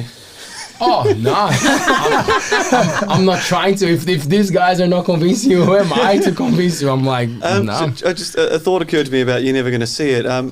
I've never been into a tattoo studio. Yes, I admit it. I'm sorry. Yeah. Come over. Am I picturing like a hairdresser's where there's a room full of mirrors, and do you go, oh, you're finished, here you go. Do you want to, like, if I go to the barber, they'll be like, they'll try to show me a mirror, and I'm like, why are you trying to show me the back? I don't see it. Yeah. It's your job to make my back not look silly. I'm going to trust you, and I leave. We have all mirrors hanging on wrong spots. You Yeah, can't yeah, see yeah, anything, yeah. Oh, brilliant. actually. I like to confuse people, so it's good. No, wicked. Great. Yeah. Are there private booths, screen dividers? No, I kind of... Our Most- current shop, we just yeah. moved, look more like an ice cream shop. Yeah, our new shop's kind of looking a little bit like a beach house. So we've kind of got pinks and pastel yellows, and it's pretty nice. Yeah, I like that. And we can look at the mountain. We can look at Paku while we're tattooing, which is pretty cool. We've both got a working area, and we want to make like a little living room space that people can just like feel at home. And it's also a little bit our home away from home. Yeah. It's actually Yeah, fun. you got to enjoy Visual. yourself at work, so that's Yeah. pretty cool.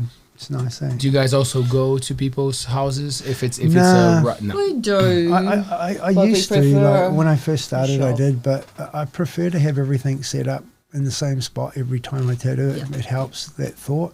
But when we Especially do now that I'm getting traditional older, I tattooing- lose everything. You know, where's my glasses and shit like that. So Traditional tattooing we take outside sometimes. yeah.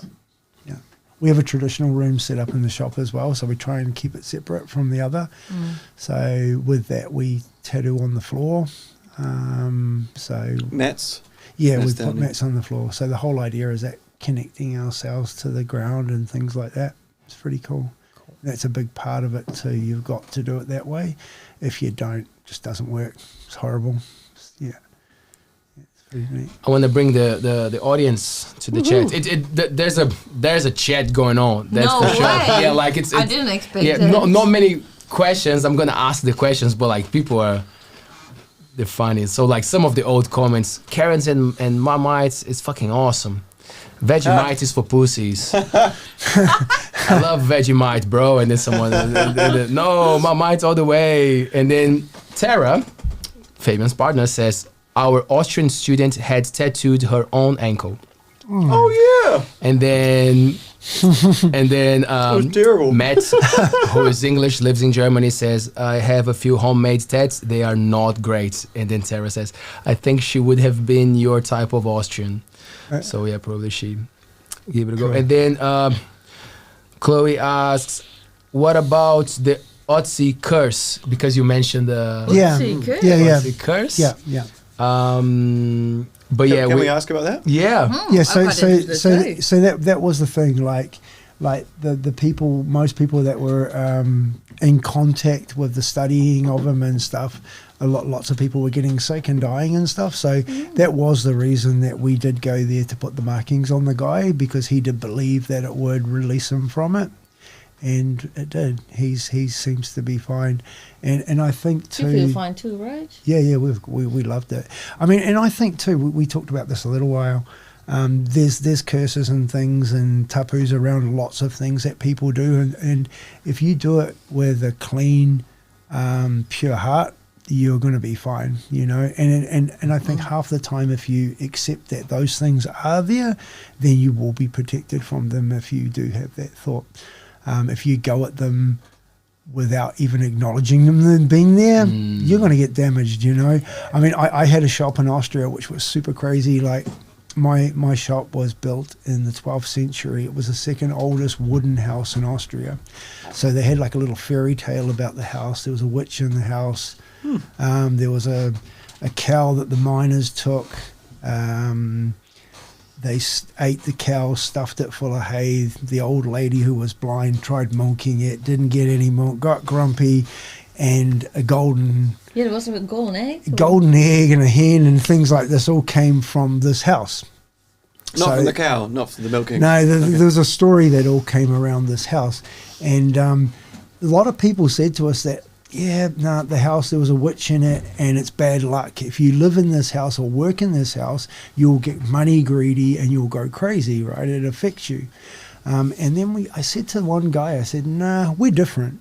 We're strange people, just like the witch. She's going to like us. She's going to protect us. We're going to be fine here, right? And it was exactly like that. It was a really cool place to be. The house was very old. It was built on an old Roman bath in the cellar. It was an old Roman bath. We had our fireplace, had little bits of stones that they'd found from the Romans around, and they'd built it into the house over there. You're only allowed to walk around naked, even in winter? Yeah. Nice. We did a hangi in the back room, in the backyard there. We bought ourselves you there. did? Oh, wicked. Yeah, so we had one of my friends did an umu and we did a hangi beside it. Nice. And all the Austrians came over and it was pretty cool. It was nice. What did you put in the umu? Was it like just the local pigs or? No, yeah, we had wild pigs, we had chickens, we had the typical stuff you put in an umu, yeah. But it was mean. And so it was a kind of like a cook-off. Samoans versus the Kiwis, trying to see who could do the best feed for the locals. That was this thing about the Utsi? Utsi, yeah. Utsi, the story about how, he was obviously a tattoo artist traveling with his trade. Yeah. I was trying to think, it's a funny story, but imagine if it wasn't, you got the story's completely wrong. And he was actually the model that this artist is trying to like, hey guys, look, I can do this. I'm just going to tattoo all over his body at all these points. Yeah. Just And we'll find out an one will work. Yeah. And they go, look, he won't freeze. Oh shit! He froze. 5,000 years later, he must have been a touring tattooist. He's an inspiration to all of us. Yeah. Well, whatever works. Oh yeah, to me, I enjoy that so much more. But because of the Christian world, they didn't think of him as a tattooist. They actually did think of him just as a nomad that got stuck in the ice and frozen. But the more we looked at the things that he had in his bag with him, and that, then unless everybody was a tattooist, unless everyone was making the markings on each other themselves, I don't know. It might have been like a crazy culture that everyone decided to tattoo each other. I don't know. I mean, you got not much else to do back then, right? Kill a couple of mammoths and other bits and pieces. And I'll say 5 there. You're talking ancient Greece, which is pretty cool. Yeah, that's pretty cool. Big wars.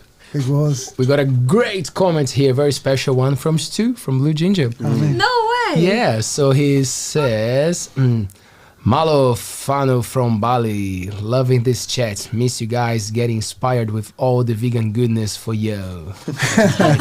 Nazi Kampu cabinet dropping soon. Yes.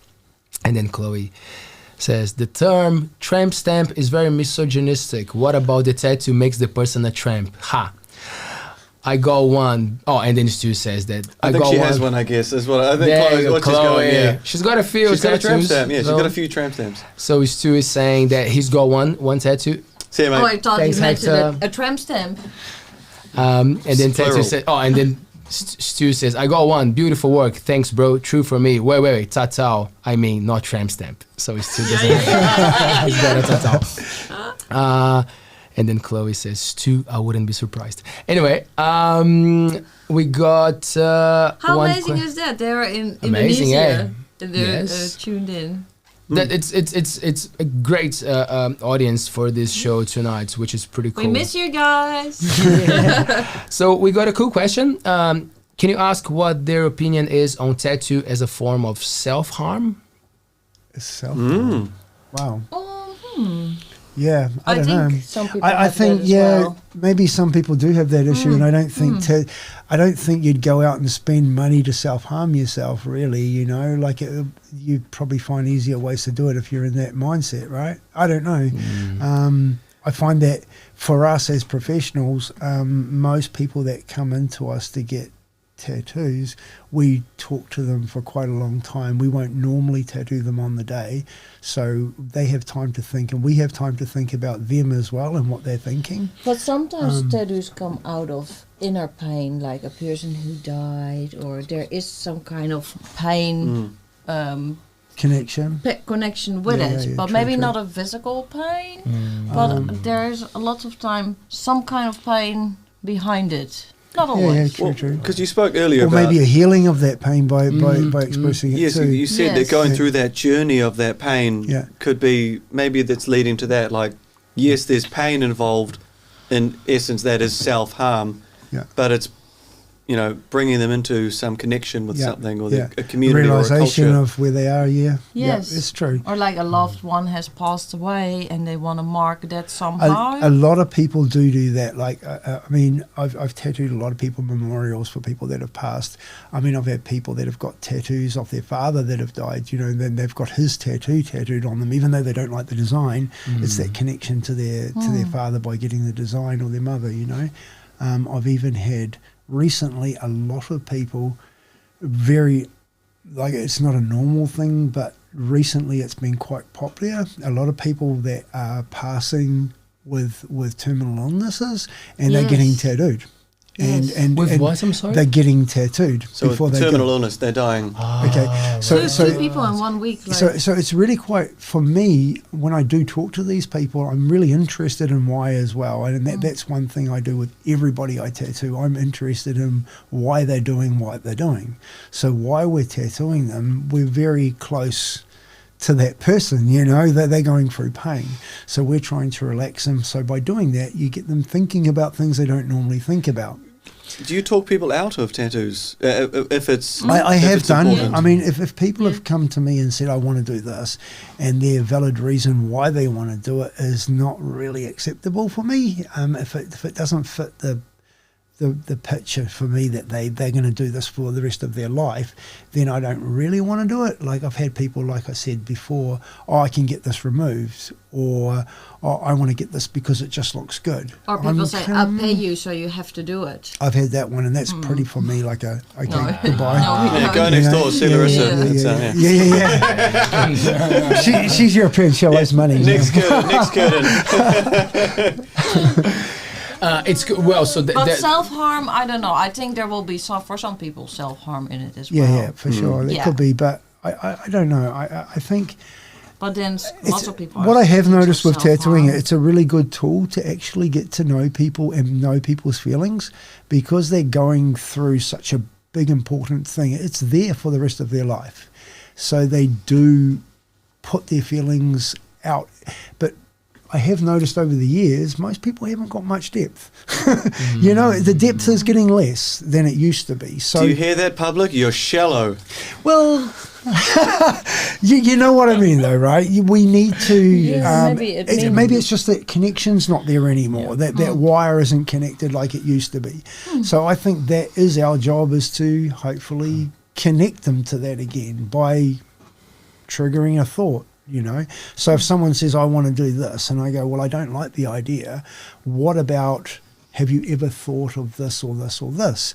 And half the time we come up with ideas that really becomes a little more meaningful for them, I mean, because we've done it long enough that we do see meaningful ideas, So you already, just by your previous answer, it's clear that you will do the jobs that make you happy. You got, you don't have to put up to anything. But like, were there times in the past, or when you were starting, that you were just maybe getting into it or something? That, because like we see so many like controversial ones, like gangs or signs that made meaning for a group of people at a time. Like, do you remember cases in life that you were like, man, I actually did that? Hey, like, I was 18 when I started, so I wasn't really smart enough to be doing it either, really, when I think about it. What my thought on life was a little bit different than it is now. So I probably didn't have enough to give, and then I was pretty advanced 18-year-old too. I'd lived, and there's some people older that don't have that even. You live and you learn. Yeah. As well. But I don't think you've ever done something that you would not support or think this is not ethical. That's part of being an artist too, which is really hard. 9 times out of 10 you do something, you go, damn, I could have done that better. Yes, and that's a good thing, because if you have that, then you strive to make it better every time. Do you say that damn moment like this, like, thanks so much, really good, I really appreciate you, shake their hands, it's so great, oh, bye-bye, see you later, and then the door closes. Fuck. No, it's better to say it when they're there. Just get it out there. Just wait here, like, it's all right. I could have done better though, bro. It's time to go. But my next appointment's coming in. No. You do have those thoughts, though. You have to, otherwise. But you evolve as well. Yeah. So maybe you see something back from 10 years ago, and you think, well, you are now more advanced, or you know more techniques or whatever. Yeah. But back then you didn't know. I think you always give the best job. Like you always give it 100%. Do you guys have to? Oh, sorry, you go. I was going to say, like, so here's my hand. It's got a cat scratch on it. I was wanting to go to the basic biology because I don't fully understand how you can permanently ink my skin. And I was wondering if you could take me into this. Outside of the voodoo realm. Okay, so what do you want to know? So if you were to put a tattoo on just on top of my hand or on my forearm, how does it stay in there? What are you physically doing? What is the physical phenomena that you are performing on my skin? Oh yeah, it's a feeling. No. As well. He wants to know how the tattoo stays in there, right? Yes. So what are you doing? So like you've got layers of skin, right? Yeah. And we've got what, 7 layers of skin? No, 3. No, 7. Oh, okay. Here we go. I think so. In Holland you have 3. Okay, in Holland you got 3. So in the rest of the world we have 7 layers. Okay. Yeah. So what? Thick skin in Holland. Yeah. So when you go down through the layers of skin, okay. So we push the ink in with a sharp object, right, like a fine needle, which is not hypodermic like a lot of people believe. So a sharp object pops the skin, breaks the skin open, and pushes a piece of pigment in at the same time. And then it comes back out, grabs some more particles of ink into the tube where the needle's supported in, and then pushes it back in again. So that's the manual side of it. But then when it's in the skin, okay, if it goes too deep into the skin, it goes into the fat layer. Now that gets broken down in the fat layer and goes into your blood, and you pee it out, all right? The stuff that stays in those top layers into the second and first layer, they scab up like a crust, and then that peels off and disappears. But the ink that sits in between the third and fourth layer, a little gel coat magically appears around it, and it seals it into our body. So the first person that's found that when he fell over on a sharp poker in his cave back in the day, while eating blueberries, realised, or mammoth, I reckon. Eating mammoth. I reckon he was eating mammoth. Wow. So you had mammoth blood tattoos. Yeah. So that's what happened, you know. It formed this little gel coat. So then when you get laser, this new thing, that goes down, it hits this little gel coat, breaking that gel coat opening, and the particles that, there's more science to it where the particles have to be a certain size. If the particles are too small, they'll go down into the fat layer as well. They won't support in that third and fourth layer. So it breaks these gel coats. The laser also splits these little ink particles up into little finer pieces, and then they filter down into the fat layer, into our blood, and we pee them out. Same thing again. So the people who don't get tattoos for health reasons, because it's funny that you mentioned the raw vegan thing right at the start, because one of the guys that I follow, he also doesn't agree with tattoos, and he says something about heavy metals or something. Do you think that there's a belief or something that people fear that this pee out might retain? Some people might retain that? A lot of people think of like, I mean, we had the same conversation with, in Europe at the moment, they're going on about the ink and the safety of the ink. They test the ink on a bottle of ink if it went into your body, right, and what it would do to your body. But when you get tattooed, only because I was just explaining that some stays on top, some goes down lower, and only a small percentage of that ink stays in your body. Right, and a gel coat forms around it. So it's not rushing around in your blood. It's not rushing around radically in your body. It's gel coat suspended in between your layers of skin, right? So unless you get it, sometimes people get it hot in the sun and things like that, and it starts reacting. These are the old pigments that were kind of quite bad. But most pigments, all modern pigments, are very safe and stable. But they're talking about these pigments if you actually had really a massive quantity in your body. You would drink the if bottle. you would drink the bottle. I've drunk the bottle. Like, it doesn't do shit to you, bro. So it's not bad for you, you know. It's like Coca-Cola has worse in it, you McDonald's know? might be worse. The red in food colouring in our food is way worse than the red in a tattoo pigment, because we're drinking that whole concentrate of red pigment, which is the same pigment, by the way. So that red pigment that's in a tattoo bottle of that big, when I tattoo a person, there's probably about, I don't know, about that much that gets left in a massive tattoo that gets left behind. That's what I was just going to ask you. So if I drunk that, it's not going to do nothing to me, you know. So for my forearm, I'm a regular. I'm the average size of a UK and New Zealand male. I'm 5'10". Yeah. Average weight, I think I'm just bordering on the overweight threshold of the BMI. But how many, the ink is measured in mils? Yeah. And if I was to do a full covering, a whole sleeve, no gaps, all black, for example, how many mils are we talking in sort of? I think you'd probably left behind. We would probably use maybe 200 mils of ink to do your whole arm, maybe less, maybe 100. So that's a and at the cup. end of it, you'd probably get about 15, 20 mils of pigment left into your skin. And would I be able to video the wee coming out with the pigment of the colour of my choice? Be pretty cool if you That would be would awesome. it retain? There must be a way of picking it up. I actually heard one time that it stays in your column, your clothes, or what do you Your glands? Your glands. Yes. That's what they worry about. When you get laser, that laser can break it down and it goes into your body and sits in little deposits in your glands and stuff. And that's why they're trying to get the pigment now made safer in case you get laser.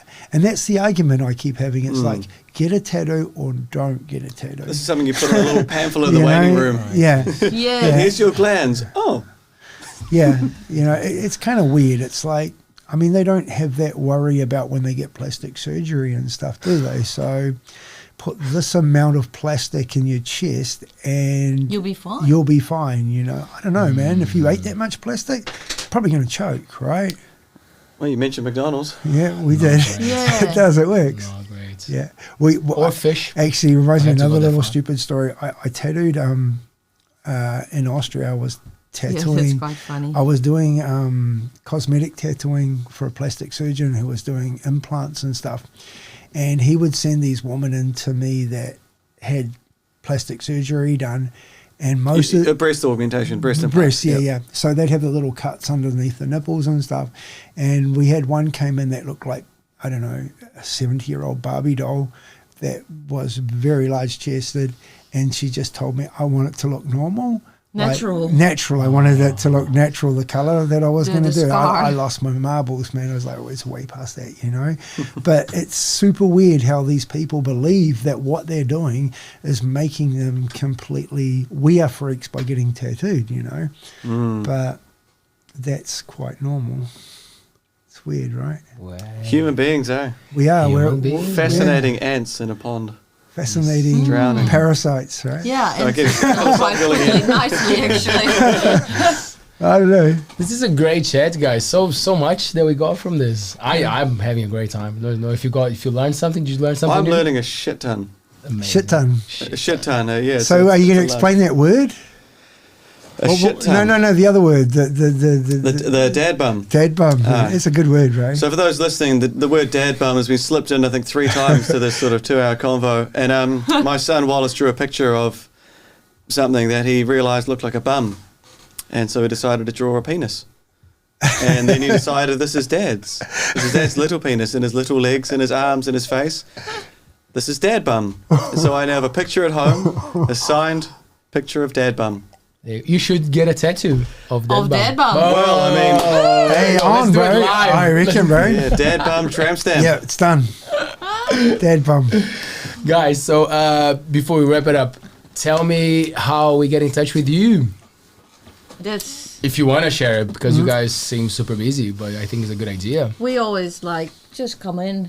Yeah, well, how? Where? We are in Tairua at Wharf Road. For a lot of people who don't know where it is, Is there a wharf near the road? This. That very helps. sharp, very sharp. And the old pub used to be there too. Lots of people know the pubs.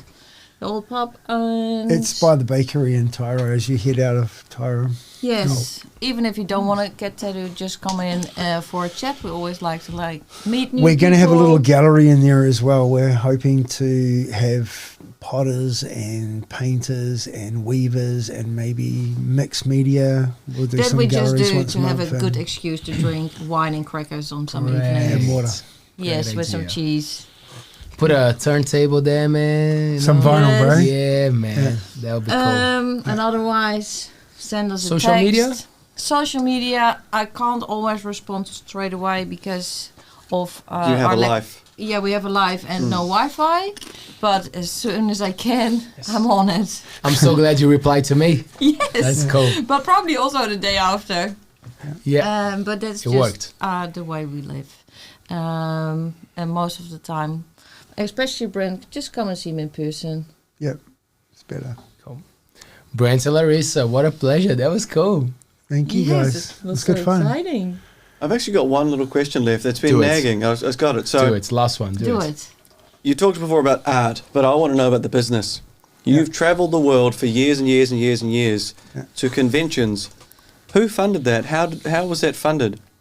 I get sponsored a little bit, so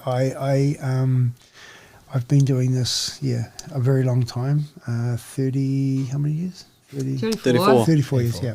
So in that time, I've gained a little bit of respect from my peers and people in the industry. So, and I have a natural way of breaking things down and analysing why things happen and what happens about it. So I've had a lot to do with helping people with inks and aftercares and stuff like that. So hence they've sponsored me because I like to talk about these things with other artists and share my knowledge on it. And you have no savings. and so they've actually managed to pay for me to travel a lot. So and because we do something very different with the traditional Tatau, there's not a lot of people still doing it in the world, especially in Europe. So we became a little bit of an attraction when we worked at a convention.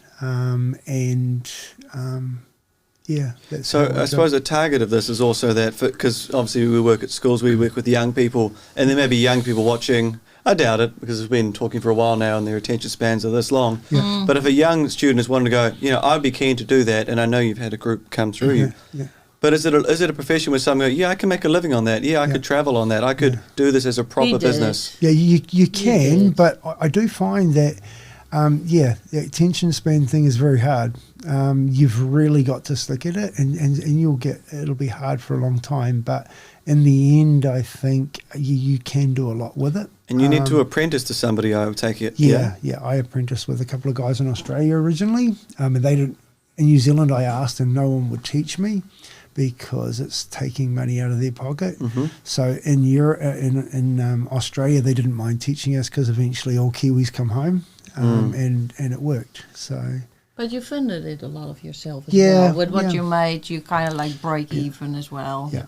You want to live. I wanted to see the world like all Yeah. Kiwis. We sort of like, I'd get free accommodation and free place to work, say in Kathmandu, say for instance, or Russia, and they would be, are you coming? And I'd be, hell yeah, it was pretty cool. And then most of the time the sponsors would pay for flights and bits and pieces, so we got to go lots of places.